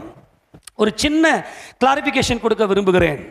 இந்த இடத்துல நீதிமான் அப்படின்னு சொல்றது இல்லையா, நீதிமான் என்பது சாதக், சாதக் என்ற ரூட் வேர்ட்ல மெல்கிசெதேக். நீதிமான் ஜெதேக் என்பது ஜாதக் என்கின்ற ரூட் வேர்ட்ல இருந்து வந்து ஜாதக்.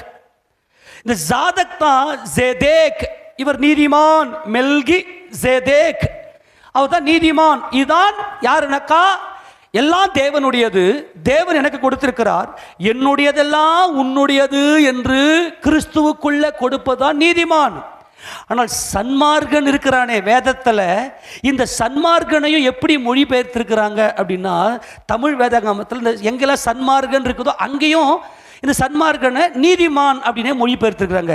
அந்த இடத்துல எபிரேய பாஷையில் ஜதீக், ஜதீக், அந்த சன்மார்கனை ஜதீக், மனசாட்சிக்கு பயப்படுறவன். யார் மனசாட்சிக்கு பயப்படுறான், ஏன் அவன் பயப்படுறான், வாதிக்கப்படுறான் அப்படின்னா, அவனுக்குள்ள இருக்கிற சுயநீதி, பொய்யின் ஆவி உள்ள இருக்குது. மனசாட்சிக்கு பயப்படுறான். மனுஷங்களுக்கு முன்னாடி நல்லா நீதிமான் மாதிரி காட்டுவான், உள்ளுக்குள்ள எல்லா பாவமும் மலிஞ்சிருக்கும். ஆனால் மனசாட்சியை அடிக்கும். டேய் இது செய்யாத செய்யாத செய்யாத, சரி சரி சரி செய்யலைன்னு சொல்லிட்டு எல்லா பாவத்தையும் உள்ளுக்குள்ள அடக்குவான்.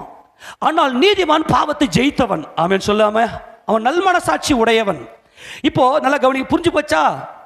ஜாதக் என்கின்ற நீதிமான் என்கின்ற அந்த பதத்துடைய ரூட் வேர்ட் ஜாதக். அதுதான் ஜெதேக். ஜெதேக் என்றால் நீதிமான். ஜெதயிக், ஜெதயிக் அப்படின்னாக்கா சன்மார்கன். இப்போ யோபு வந்து உத்தமனும் சன்மார்கனும் இருக்குது. அது அங்கே சன்மார்கன், அங்கே அப்ரைட், யஷூரன். யோபு வந்து யாஷர் என்கின்ற ரூட் வேர்ட்லேருந்து வந்தால் யஷூரன் தான் அங்கே சொல்லப்பட்டிருக்குது. யாஷர் தான் ஒரு சின்ன ஒரு டிரான்ஸ்லேஷன் பிழை. இந்த இடத்துல பேதுரு என்ன சொல்றாருன்னா, இந்த லோத்து வந்து நீதிமான் அப்படின்றாருன்னா சன்மார்கன்னு சொல்ல வராரு. என்னுடையது என்னுடையது, உன்னுடையது உன்னுடையது. இது பொல்லாத ஆவி இது. ஆனால் மனசாட்சியில் என்ன பண்ணாரு, என்ன நியாயப்பிரமாணத்தின்படி செய்கிறவர்கள், அதாவது நியாயப்பிரமாணத்தின் கிரியைக்காரர்கள் யாவரும் சாபத்துக்கு உட்பட்டிருக்கிறார்கள். இவைகளை செய்கிற மனுஷன் இவைகளால் பிழைப்பான். நியாயப்பிரமாணம் என்பது அது வந்து எந்த ஒரு மனிதனால் நிறைவேற்றப்பட முடியாது. அது பரிசுத்த ஆவிட அபிஷேகத்தில் மட்டும்தான் நிறைவேற்ற முடியும். அப்போ இவர் என்ன செய்யறாருன்னா, இவர்களை செய்கிற மனுஷன் மனசாட்சிக்கு பயப்படுறவன் பிழைப்பான், அவ்வளவுதான். ஆனாலும் இவன் பரலோகராஜ்யெல்லாம் போக மாட்டான். லோத்து அப்போஸ்தலனாகிய பவுல் எபிரேய சபைக்கு எழுதும்போது நீதிமான்களுடைய லிஸ்ட், விசுவாச வீரர்களுடைய லிஸ்ட். விசுவாசம் என்பது தேவன் மேல் வைத்த அன்பு, தேவன் மேல் வைத்த அன்பு. நல்லா கவனிக்கணும். லோத்துடைய மந்தைகள் பெருகி இருந்துச்சு, பெரிய மந்தை, வேலைக்காரர்கள், வேலைக்காரிகள், ஒட்டகங்கள், பயங்கரமான ஆஸ்தியை உடையவனாக இந்த லோத் இருந்தார். நிறைய வச்சிருந்தார். எல்லாத்தையும் சோதோம் கொமோராவில் எத்தனை தஞ்சம் புகுந்தார். ஆனால் அவர்கள் பொல்லாதவர்கள். ஆனால் இவர் என்ன பண்ணாருன்னா, இருதயத்தில் வாதிக்கப்பட்டாரே தவிர. என்னால் கவனிக்க, இன்னொரு வசனத்தை உங்களுக்கு வாசிக்க நல்லா புரியும். இந்த நீதிமான் என்பதற்கு ஏசாயா புத்தகத்தை திருப்பிங்களேன். ஏசாயா தீர்க்கதரிசியின் புத்தகம் முதலாவது அதிகாரம் 10வது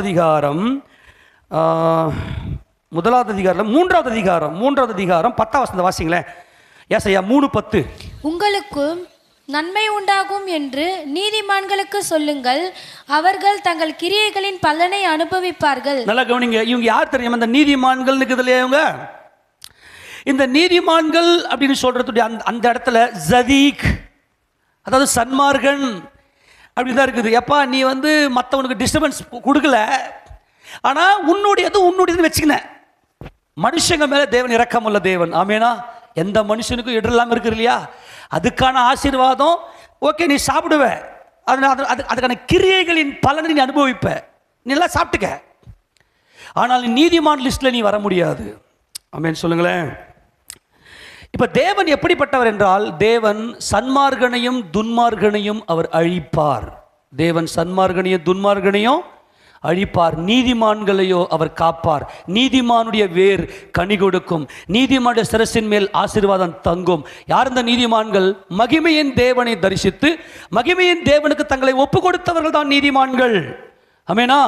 கடகடத்து வாசிங்க. நீதிமானையும் தேவன் சன்மார்கனையும் துன்மார்கனையும். இந்த துன்மார்கன் அப்படின்னா ராக். இந்த ராக் அப்படின்னா யாருனாக்கா, இவங்க தான் துன்மார்கர் என்கின்ற பதத்தை இங்கே பயன்படுத்தப்பட்டிருக்கிறது. எடுத்து வாசி. அதாவது ராஷா, ராஷா இல்லையா? ராஷா, ராக் அப்படில ராஷாக். அந்த ராஷாக் அப்படின்ற அந்த அந்த ரூட் வேர்டில் தான் துன்மார்கரை அங்கே அந்த சொல் பயன்படுத்தப்பட்டிருக்கிறது. இந்த வசந்த வாசி புரிஞ்சு போச்சா? என்னுடையதெல்லாம் உன்னுடையது, உன்னுடையதெல்லாம் உன்னுடையது. அவர்கள் தான் ஆபிரகாமின் சந்ததியார், அவர்தான் சபையார்.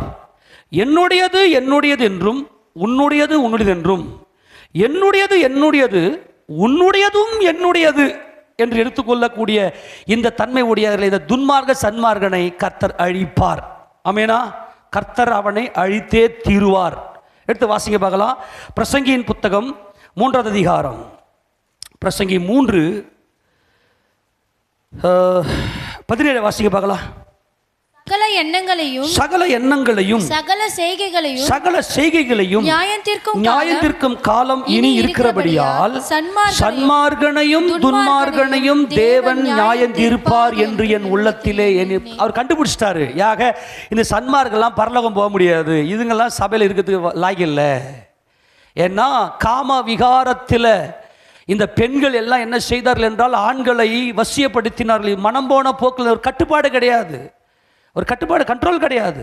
இப்போ இன்றைக்கும் யூத பெண்களை பார்த்தீங்கன்னா அந்த முடியை என்ன பண்ணுவோன்னா கீழே காட்டவே மாட்டாங்க. அல்ட்ரா ஆர்த்தோடாக்ஸ் ஜூவிஷ் உமன்ஸ் எல்லாம் நீங்கள் பார்த்தீங்கன்னா அவங்களுடைய முடியை வெளியே காட்டவே மாட்டாங்க. ஏன்னா முடி சகோதரிக்கு அலங்காரமாய் கொடுக்கப்பட்டிருக்கிட்டு பயப்படுவாங்க. ஆபிரகாமின் மார்க்கத்தார். அதனால தான் பவுல் சொல்ல சபையில் முக்காட போடுங்க அப்படின்னு சொல்லி. சபையில் மட்டுமல்ல, அவங்களாம் அன்றைக்கி இருந்த காலகட்டத்தில் யூதர்கள் எல்லாம் அல்ட்ரா ஆர்த்தோடாக்ஸாக இருக்கக்கூடியவங்களாம் எப்பவுமே முக்காட போட்டுன்னு இருப்பாங்க. இப்போ வெளியிலிருந்து வந்த சில பெண்கள் சபையில் முக்காட போடாமல் இருந்தாங்க. அவங்களுக்கு தான் சபையிலேயே முக்காட போடுன்னு சொல்கிறாரு. ஆல்ரெடி ஏற்கனவே யூதர்களாக இருந்து உள்ள ரட்சிக்கப்பட்டவர்கள் எப்பவுமே முக்காடு போட்டு இருப்பாங்க. இன்னைக்கு இதை குறித்தெல்லாம் நிறைய சர்ச்சை, இதெல்லாம் தெரியல, பாவம் விட்டுருங்க அவங்களெல்லாம். அப்போ இங்க இந்த காம விகாரத்தை உண்டு பண்ணின இந்த பொல்லாத ஆவி, இந்த பொம்பளைங்க என்ன பண்ணுச்சுன்னா வேலைக்கு போயிட்டு கணக்கு வழக்கு அவங்க பார்த்தாங்க. மனம் போன போக்கில் நல்லா உடம்ப நல்லா அலங்காரப்படுத்தி நல்ல உடம்ப எப்படி சொல்றது, அவங்க வேற மாதிரி காம விகாரத்தை உண்டு பண்ணக்கூடிய அளவுக்கு வெளியே போயிட்டு அவங்க என்ன செஞ்சா தாறுமாறாக வாழ்ந்தார்கள் லோத்தின் நாட்களில். சபையில் இருக்கிற ஜனங்களும் இன்னைக்கு இதை செய்வாங்க. இப்படிப்பட்ட இந்த பொல்லாப்பு தான் கர்த்தர் அருவருத்த காரியம். அதனால் கர்த்தர் நேராக எங்கே கையை வச்சாரு அப்படின்னாக்கா, இவர்கள் இந்த நட்டார்கள் எல்லா வருமானமும் எங்கே வந்துச்சு அப்படின்னா அவர்களுடைய அந்த பிஸ்னஸில் இருந்துச்சு. அந்த ஓன் பிஸ்னஸ், எல்லாருக்குமே நல்ல நிலங்கள் இருந்துச்சு, நல்ல விளைய செஞ்சாங்க. யோர்தானுடைய அந்த சமபூமியில் அங்கே என்ன பண்ணாங்க, நல்லா உள்ளே வந்துச்சு, நல்லா விளைஞ்சுது. கர்த்தரை பார்த்தாரு, கடன்னு லோத்தை என்ன பண்ணாருன்னா வெளியேற்றினாரு. லோத்தை வெளியேற்றதினுடைய நோக்கம் லோத்துடைய நீதி அல்ல, ஆபிரகாமுடைய நீதி. நான் மறுபடியும் சொல்லுகிறேன், லோத்தை கர்த்தர் காப்பாற்றினது சன்மார்க்கத்தினால. எந்த ஒரு மணி இன்னைக்கு எத்தனையோ பேர் வெளியே இருக்கிறவெல்லாம் நல்ல பிஸ்னஸ் பண்ணுறான், தான் பேரை பெருமைப்பட்டு அன்னதானம் கொடுக்குறான், இல்லாத பட்டங்களை எடுத்து கொடுக்குறான். துன்மார்கனுக்கு துணை போகக்கூடாது, நீ தேவ சமூகத்தில் தான் நிற்கணும். நீங்கள் அவர்கள்லாம் பரலோகராஜ்யம் போக முடியாது. ஆனால் லோத்தையும் கர்த்தர் காப்பாற்றினார். ஏன் லோத்தை கர்த்தர் காப்பாற்றினார் என்றால், ஆபிரகாமின் நிமித்தமாய் லோத் காப்பாற்றப்பட்டான். நீ எந்த சர்ச்சுக்கு போற, அந்த சர்ச்சுடைய உபதேசம் என்ன, அந்த சர்ச்சினுடைய நடத்துதல் என்ன, அந்த நடத்திப்பு எப்படிப்பட்டது, நீ காப்பாற்றப்படுவாய். நீ போற சபையில் சத்தியம் இருக்குதா, அதில் நீதி இருக்கிறதா, தன் சகோதரனுக்காக பலியாகிற அனுபவம் இருக்கிறதா, அதை நீ பார்த்துட்டு போனா உனக்கு அது நல்லது. நான் வேகமாய் வாசித்து முடிக்கிறேன், திருப்பி கொள்ளுங்க பார்க்கலாம். ஆதியாகமத்தின் புத்தகம் 18வது அதிகாரத்தில் இந்த சம்பவத்தை பார்க்கும்போது நம்ம ஃபுல்லாக ஸ்டடி பண்ணுறதுக்கு நம்ம நேரம் இல்லை. இப்போ வேகமாய் நான் சொல்கிறேன், கொஞ்சம் வேகமாக வாசிக்க பார்க்கலாம். 18வது அதிகாரத்தில் கர்த்தர் சோதோமுக்கு வருகிறார். 19ஆம் அதிகாரம் திருப்பி கொள்ளுங்க பார்க்கலாம். 19வது அதிகாரத்தில் இந்த தேவ தூதர்கள் அங்கே லோத்தினுடைய வீட்டுக்கு போகிறாங்க. லோத்துடைய வீட்டில் அவங்க இருக்கும்போது அந்த லோத்தின் அந்த சோதோமின் பட்டணத்தார் அவங்க எப்படிப்பட்ட பொல்லாத காரியத்தை செய்தார்கள் என்று நாம் வாசிக்கும் போது 4வது வசனத்தை வாசிக்க பார்க்கலாம். அவர்கள் படுக்கும் முன்னே சோதோம் பட்டணத்து மனிதராகிய வாலிபர் முதல் கிழவர் மட்டும் உள்ள ஜனங்கள் அனைவரும் நானா திசையிலும் இருந்து வந்து வீட்டை சூழ்ந்து கொண்டு லோத்தை கூப்பிட்டு, இந்த ராத்திரி உன்னிடத்தில் வந்த மனுஷர் எங்கே, நாங்கள் அவர்களை அறியும்படிக்கு அவளை எங்களிடத்தில் வெளியே கொண்டு வாருங்கள். வெக்கமே இல்லை இவனுக்கு, வெக்கம் கெட்டவனுங்க, வாலிபன் கிழவன். முன்னாடிலாம் பார்த்தனா நம்ம ஊர்லலாம் அப்போல்லாம் பட்ட சரக்கு விற்பாங்க, பட்ட சாராயம் விற்பாங்க. இவங்களே ஊரெல்லாம் போட்டு வெல்லம், அந்த வேலை பட்டை, சல்ஃபேட்டு, பாருங்கள் எவ்வளோ ஷார்ப்பாக சொல்கிறேன் பாருங்கள். நான் மாடு மேய்த்து கொண்டு போது பார்ப்பேன், அதெல்லாம் போடுவாங்க.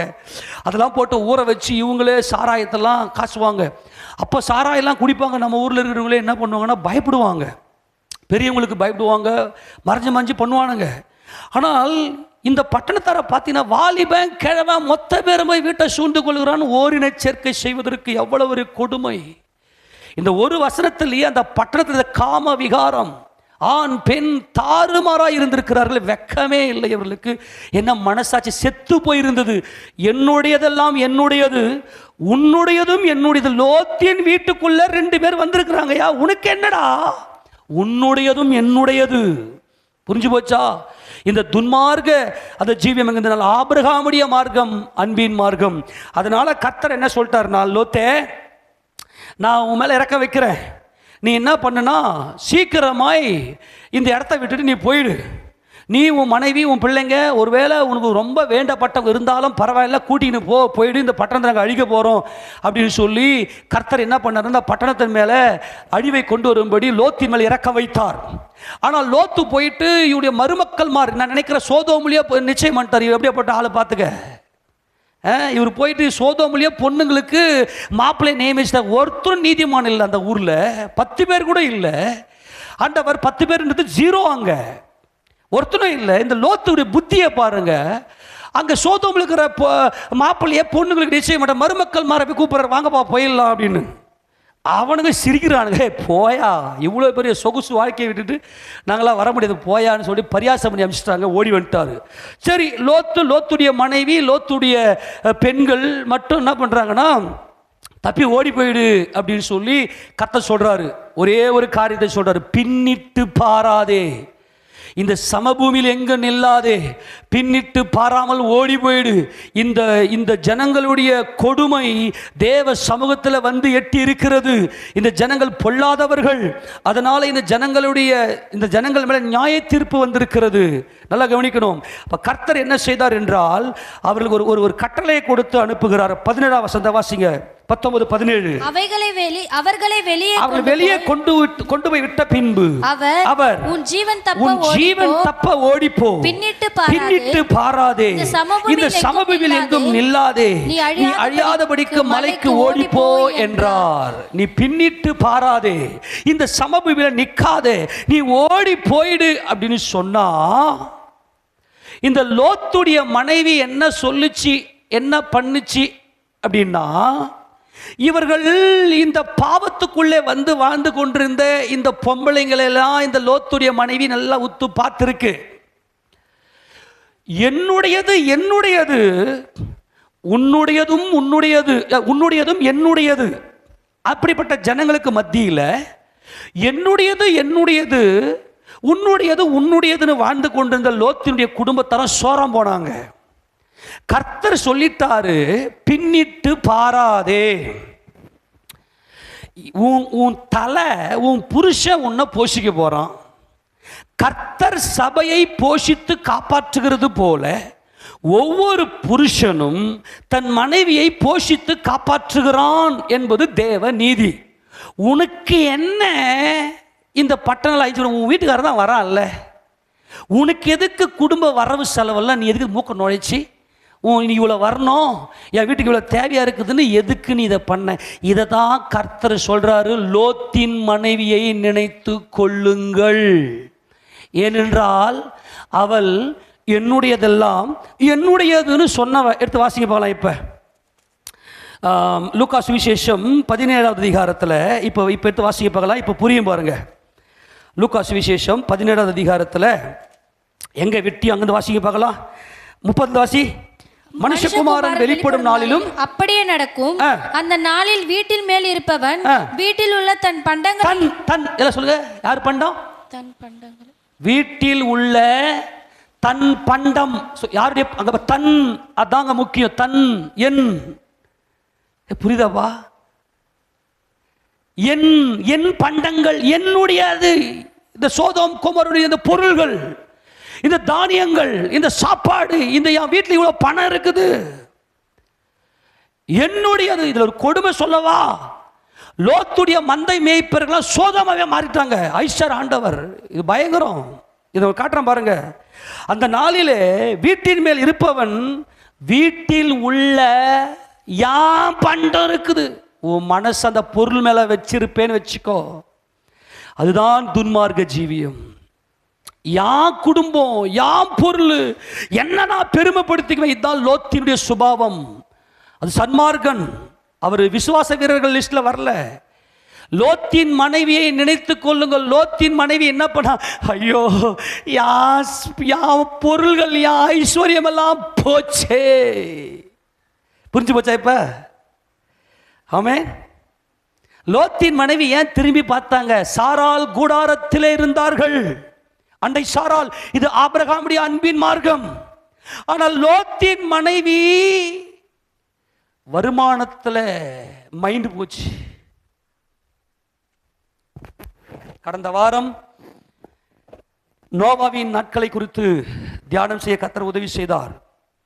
இந்த வாரம் இந்த லோத்தினுடைய இந்த காரியங்கள் எப்படிப்பட்டது என்பதை குறித்து தயவு செய்து புரிந்து கொள்ளுங்கள். வீட்டில் இருக்கிற நீ அப்படியே இருந்துட்டனா உனக்கு நல்லது.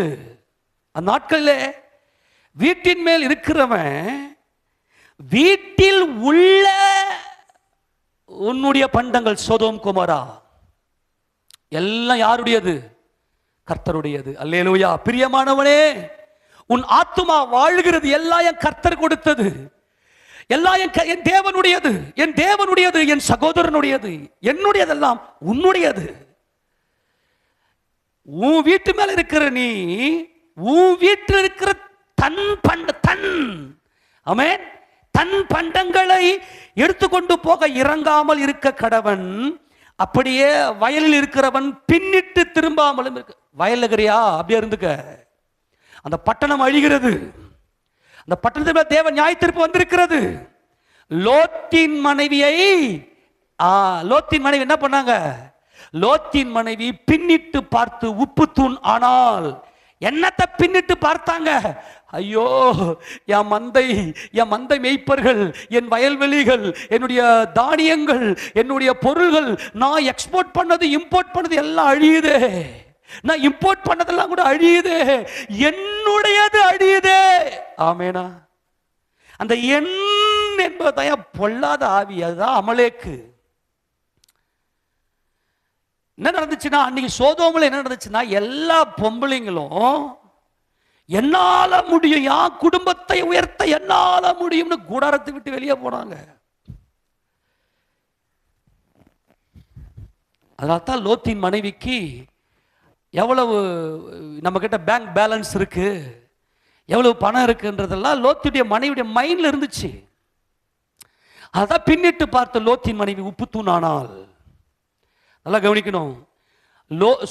இந்த லோத் இருந்த பட்டணத்தின் மேலேயும் அக்னி வந்துச்சு. லோத்துடைய வேலைக்காரர்களும் அழிந்தார்கள். லோத்தினுடைய அந்த பொருள்கள்லாம் அழிஞ்சுது. ஆனால் ஆபிரகாமுடைய இரக்கத்தின் ஆபிரகாமை நினைத்து பார்த்து இந்த லோத்தை கர்த்தர் காப்பாற்றினார். கரங்களை ஆமென் சொல்லாமா? என்ன ஆபிரகாமை கர்த்தர் அழைத்த போது இந்த லோத்தும் இந்த அழைப்புக்கு இணங்கி ஆபிரகாமுடைய நீதியை பார்த்து, ஆபிரகாமுடைய நீதி மார்க்கத்தை பார்த்து ஆபிரகாமோடு கூட வந்தவர். அதனால கவனிங்க, தன் ஜீவனை ரட்சிக்க வகை தேடுகிறவன் அதை இழந்து போவான், இழந்து போகிறவன் அதை உயிர்ப்பித்துக் இழங்க இழங்க இழங்க.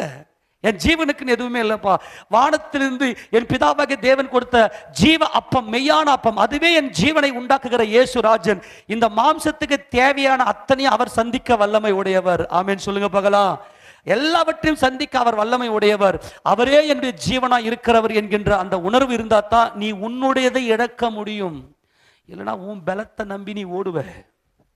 சோதோமில் இருந்த ஒரு கொடூரமான காரியம், இந்த பெண்கள் அந்த வருமானத்தின் மேல சிந்தையை வைத்து கொண்டு அங்கங்க லோனை வாங்குறது, அங்கங்க இஎம்ஐல, அங்கங்க தேவையில்லாத பொல்லாத காரியங்கள் எல்லாம் அந்த பெண்கள் உள்ள மூக்க நுழைச்சி நாசமாய் போய் கொண்டிருந்த காலம்தான் அந்த லோத்தின் காலம். அதே போல தான் நீங்க சபையில என்னென்னலாம் வருதோ மொத்தத்தையும் வாங்கிக்கிறது. லோனை போட்டு கடனை வாங்கி உடனே வாங்கி வச்சுக்கின்னு வீடு முழுக்க வீட்டின் மேல் இருக்கிறவன் வீட்டில் உள்ளதை எடுக்கிறதுக்கு தன் பண்டங்கள், என் பண்டங்கள், இதெல்லாம் நான் சம்பாதிச்சது. சுயநீதி. இந்த லோத்துடைய வீட்டுக்குள்ள சுயநீதி, சன்மார்க்க ஜீவியம், சன்மார்க்க ஜீவியம். அங்கே சோதோம் குமோரா ஆத்மாவிலே இருந்ததெல்லாம் துன்மார்க்க ஜீவியம். இவர் சன்மார்க்கர். ஆனால் நம்ம திரும்பி பார்த்துச்சு. ஆனால் கர்த்தர் இரக்கம் உள்ள தேவன், ஆபிரகாமின் தேவன், நம்முடைய தேவன். நீங்கள் கிறிஸ்துவின் உடையவர்கள் ஆனால் ஆபிரகாமின் சந்ததியாராயும் வாக்குத்தத்தத்தின்படியே சுதந்திரராயும் இருப்பீர்கள். ஆக கூடாரத்தில் இருந்த சாரால் எங்க? இந்த அம்மா வயல்வெளிக்கு போய் மொத்த கணக்கு வழக்கம் இந்த அம்மா தான் நோட்டை வச்சுக்கணும். எத்தனை ஆடு, எத்தனை மாடு, எத்தனை மெய்ப்பர்கள் இருக்கிறாங்க, எவ்வளவு எக்ஸ்போர்ட் பண்ணியிருக்கிறோம், எவ்வளவு இம்போர்ட் பண்ணியிருக்கிறோம், மொத்தத்தை லோத்துடைய மனைவி தான் வச்சிருந்தது. இன்னைக்கும் பாருங்க பார்க்கலாம், வீட்டுக்காரர் சம்பாதிச்சு வந்த உடனே மொத்த கணக்கு வழக்கையும் போட்டு அப்படியே ஃபிங்கர் டிப்ஸில் வச்சுன்னு இருப்பாங்க. நான் வேணான்னு சொல்லலை, நான் மறுபடியும் சொல்கிறேன், அது உன் தலை. அதான் அந்த சீக்வன்ஸ் கொடுக்குறாரு. மனைவியானவள் புருஷனுக்கு மகிமை, புருஷனுக்கு கிறிஸ்து தலை, கிறிஸ்துக்கு தேவன் தலை. இந்த சீக்வன்ஸ் வரணும். அந்த புருஷன் முதல்ல தேவனுக்கு பயப்படணும். தேவனுக்கு பயப்படுற பயம் இல்லைன்னா இதில் இப்படிதான் நடக்கும். நல்ல கவனிங்க, வேகமாக சொல்லி முடிக்கிறேன். திருப்பி கொள்ளுங்க மறுபடியும். இங்கே ஆதியாகமம் 19ஆம் அதிகாரத்தில் 24 வாசிக்கிறேன். 24 வாசிப்பாங்களா? அப்பொழுது கர்த்தர் சோதோமின் மேலும் கொமோராவின் மேலும் கர்த்தராலே வானத்திலிருந்து கந்தகத்தையும் அக்கினியையும் வருஷிக்க பண்ணி அந்த பட்டணங்களையும் அந்த சமபூமி அனைத்தையும் அந்த பட்டணங்களில் எல்லா குடிகளையும் பூமியின் பயிரையும் அழித்து போட்டார். அவன் மனைவியோ பின்னிட்டு பார்த்து உப்பு தூளானான். என்னாச்சு? லோத்துடைய மனைவியுடைய இறுதி எப்படி இருந்துச்சு? என்னுடையதெல்லாம் என்னுடையது. கிறிஸ்துவை குறித்த வெளிச்சமே இல்லை. என் குடும்பத்தை என்னால் காப்பாற்ற முடியும், ஐயோ என் வீட்டில் பொருள்கள்லாம் இருக்கணும், ஏன்னா அதுதான் வச்சதான் என் மந்தை மேய்ப்பவர்கள்லாம் வேலைக்காரங்களுக்கெல்லாம் கொடுக்க முடியும் அப்படின்ற மனநிலை தான் லோத்துடைய மனைவி. ஏமாத்துக்காரி. இந்த லோத்தே அப்படித்தான் ஏமாத்துக்காரன். ஆனால் என்ன நடந்துச்சு அப்படின்னா, தொடர்ந்து நான் வாசிக்கும் போது எங்க திரும்ப வாசிக்கணும், 29 வாசிங்க பார்க்கலாம்.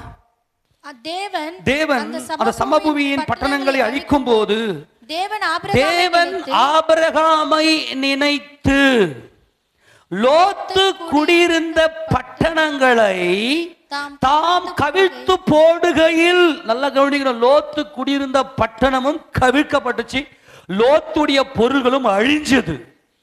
லோத்து ஒரு சன்மார்க்கன், அவர் நீதிமான் கிடையாது. அவர் நீதிமானா இருந்திருப்பாரேயானால், லோத்துடைய மனைவி ஒரு நீதிமானாக இருந்திருப்பாளேயானால் தன் பிள்ளைகளுக்கு நீதியை சொல்லி கொடுத்திருப்பாள். அதான் பொல்லாத அசிங்கமான அருவருப்பான காரியத்தை லோத்துடைய பிள்ளைகள் செய்ததுக்கு காரணம் என்னவென்றால், லோத்துடைய ஜீவியம் அப்படி, லோத்துடைய மனைவியுடைய ஜீவியம் அப்படி, சோதோம் கொமோராவின் சுபாவம் அப்படியே லோத்துக்குள்ள இருந்தது. அதான் லோத்தின் மனைவி நினைத்துக் கொள்ளுங்கள், அவள் என்னுடையது என்று திரும்பி பார்த்து உப்பு தூணானால், லோத்து குடியிருந்த பட்டணத்தையும் அவர் கவிழ்த்து போடுகையில் லோத்தை அந்த அழிவின் நடுவில் இருந்து தப்பி போகும்படி அனுப்பிவிட்டார். ஆமேனா? எப்படி? பின்பு லோத்து சோவாரிலே குடியிருக்கை பயந்து சோவாரை விட்டு போய் அவனும் அவனோடு கூட அவனுடைய 2 குமார்த்திகளும் மலையிலே வாசம் பண்ணினார். நல்லா கவனிங்க, யாரை நினைத்து லோத்தை அவர் அழிக்கல? மறுபடியும் வசந்த வாசி 29. தேவன் அந்த சமபூமியின் பட்டணங்களை அழிக்கும் போது தேவன் ஆபிரகாமை நினைத்து லோத்து குடியிருந்த பட்டணங்களை தாம் கவிழ்த்து போடுகையில் லோத்தை அந்த அழிவின் நடுவில் இருந்து தப்பி போகும்படி அனுப்பிவிட்டார். இப்ப யாரை நினைச்சு லோத்தை காப்பாத்தினாரு? ஆபிரகாமை நினைவு கூர்ந்து, இதான் ஆபிரகாமுடைய மார்க்கம், என்னுடையதெல்லாம் உன்னுடையது லோத்தே, தேசம் உனக்கும் உண்டா இருக்குது லோத்தே. ஆனால் இந்த லோத்துடைய மைண்ட் மனம் எப்படிப்பட்டதுன்னா, என்னுடையதெல்லாம் என்னுடையது, உன்னுடையது உன்னுடையது, சுயநீதி. ஆனால் லோத்துடைய மனைவி கடைசியில சோரம் போய் அந்த சோதோம் குமாருடைய பாவத்துக்கு உட்பட்டு என்னுடையதெல்லாம் அழியுதே என்று சொல்லி இந்த லோத்துடைய மனைவி என்னுடையதுன்ற அந்த இருதயம் மனசுக்குள்ள இருந்துச்சு. எல்லாம் என் தேவனுடைய, மனைவி, என் பிள்ளைகள், என் கணவன், என்னுடைய பொருள்கள், என்னுடைய வேலை எல்லாம் என் தேவன் கொடுத்தது என்கின்ற அந்த மனப்போக்கம் இல்லாமல் இந்த வரவு செலவு எல்லாத்தையும் அந்த பெண்கள் பார்த்ததுனால, காம விகாரம் அங்கே பயங்கரமாய் அங்கே நடந்ததுனால கர்த்தருக்கு பெரும் கோபத்தை உண்டாக்கி அந்த பட்டணமே அழிந்தது. ஆனால் நாம் எல்லாரும் கிறிஸ்துவின் உடையவர்கள். ஆமென் சொல்லுங்க பார்க்கலாம். நீங்கள் கிறிஸ்துவின் உடையவர்கள் ஆனால் ஆபிரகாமின் சந்ததியாராயும் வாக்குத்தத்தத்தின்படியே சுதந்திரராயும் இருக்கிறீர்கள் என்று கர்த்தருடைய வேதம் நமக்கு சொல்லுகிறது. அதனால தேவ சமூகத்தில் நம்ம பயந்து ஒப்பு கொடுக்கும் போது, பிரியமானவனே, உன் ஆத்மா வாழ்கிறது போல நீ எல்லாவற்றிலும் வாழ்ந்து சுகமா இருக்கும்படி வேண்டுகிறேன் என்று சொல்லுகிறார். ஆக நாம் எல்லாரும் ஆபிரகாமின் பிள்ளைகள், ஆபிரகாம் மார்க்கத்தை பின்பற்றுகிறவர்கள். ஆபிரகாம் தன்னுடைய எல்லாவற்றையும் தன்னுடைய மந்தை மேய்ப்பர்களுக்கு, தம்முடைய வீட்டில் அடிமைக்கு கொண்ட எல்லாருக்கும் இந்த உபதேசத்தை கொடுத்து ஒரு சபையை நடத்தி கொண்டிருந்தார். அவர்கள் எல்லாரும் நீதிமான்களாக இருந்தார்கள். அப்படி போல இன்னைக்கு நாம் ஆபிரகாமுடைய சந்ததியை போல, ஆபிரகாமுடைய சபையாரை போல தேவ சமூகத்தில் பயந்திருப்போமே ஆனால் தேவன் நம்மை அவருடைய சமூகத்தில் நம்மை மகிமைப்படுத்தி பூர்ணப்படுத்தி தேவனை முகமுகமாய் தரிசிப்பதற்கு நமக்கு உதவி செய்ய அவர் வல்லமையும் நீதியும் உள்ளவராய் இருக்கிறார். ஆமென் சொல்லாமா? அந்த வசந்தம் மட்டும் வாசித்து முடியுங்க. கர்த்தர் நமக்கு உதவி செய்வாராக. இந்த ஆபிரகாம் எதற்காக காத்திருந்தார்? கலாத்தியர் நிருபம் 3ஆம் அதிகாரம் 16 வாசிக்கலாம். 3:16. ஆபிரகாமுக்கும் அவனுடைய சந்ததிக்கும் வாக்குத்தத்தங்கள் பண்ணப்பட்டன. சந்ததிகளுக்கு என்று அநேகர் குறித்து சொல்லாமல் உன் சந்ததிக்கு என்று ஒருவனை குறித்து சொல்லியிருக்கிறார். அந்த சந்ததி கிறிஸ்துவே. அல்லேலூயா. ஆபிரகாம் நல்லா தெரிஞ்சுக்கினாரு. அப்பா, உன் சந்ததி நேரத்துல உன் சந்ததி இந்த உலகத்தை ஆளும், இந்த கானானை ஆளுகை செய்யும் அப்படின்னு வாக்குத்தத்தத்தை ஆபிரகாமுக்கு கொடுத்ததும் அந்த சந்ததி கிறிஸ்து என்பதை அறிந்தவராய் அவர் ஆளுகை செய்யவில்லை, அதாவது அடிமையாக இருக்கவில்லை, மாறாக அவர் ஆளுகை செய்தார், தம்முடையவர்கள் எல்லாம் கொடுத்தார். இந்த அடிமைகள் என்ன செய்வார்கள் என்றால் எல்லாத்தையும் எடுப்பார்கள், என்னுடையது என்னுடையது என்னுடைய எடுப்பாங்க. ஆனால் குமாரர்கள், பிள்ளைகள் எல்லாம் எங்க அப்பாவுடையதுன்னு சொல்லி அப்பாவுடையவர்களுக்காக கொடுப்பார்கள். ஆபிரகாமுக்கு இந்த வெளிச்சம் கிடைச்சதுனால தான் என்னுடைய சந்ததியில என் கர்த்தர் மனிதனாக பிறந்து அவர் மகிமை அடைவார், மகிமையடைந்த என் கர்த்தர் இந்த எருசலேமை மையமாக கொண்டு அவர் 1000 வருஷம் அரசாட்சி செய்வார் என்று சொல்லி அவருடைய ஆளுகைக்கென்று ஒரு கூட்டத்தை ஆயத்தப்படுத்தினார். ஆமென் சொல்லாமா? இந்த சபையிலையும் தேவன் நமக்கு கொடுத்திருக்கிற ஒரு மாபெரும் பொறுப்பு, கர்த்தருடைய வருகைக்கு, அவருடைய ஆளுகைக்கு என்று ஒரு கூட்ட நீதிமான்களை, சிலுவையில் அவரோடு மரித்து அடக்கம் பண்ணப்பட்டு உயிர்த்தெழுந்த அனுபவம் உடைய அப்படிப்பட்ட ஒரு நீதிமான்களை ஆயத்தம் பண்ணும்படிக்க தேவன் நம்மை அழைத்திருக்கிறார். கர்த்தருடைய பரிசுத்த நாம் மகிழ்ப்படுவதாக. அந்த சந்ததி கிறிஸ்துவே. ஆமென் சொல்லாமா? நம்ம எல்லாரும் முழங்கால் படியிட்டு ஆண்டவருக்கு நன்றி சொல்லி, பரலோக பரமபிதாவே, வானத்துக்கு பூமிக்கும் ஆண்டவரே, எல்லாரும் முழங்கால் படியிட்டு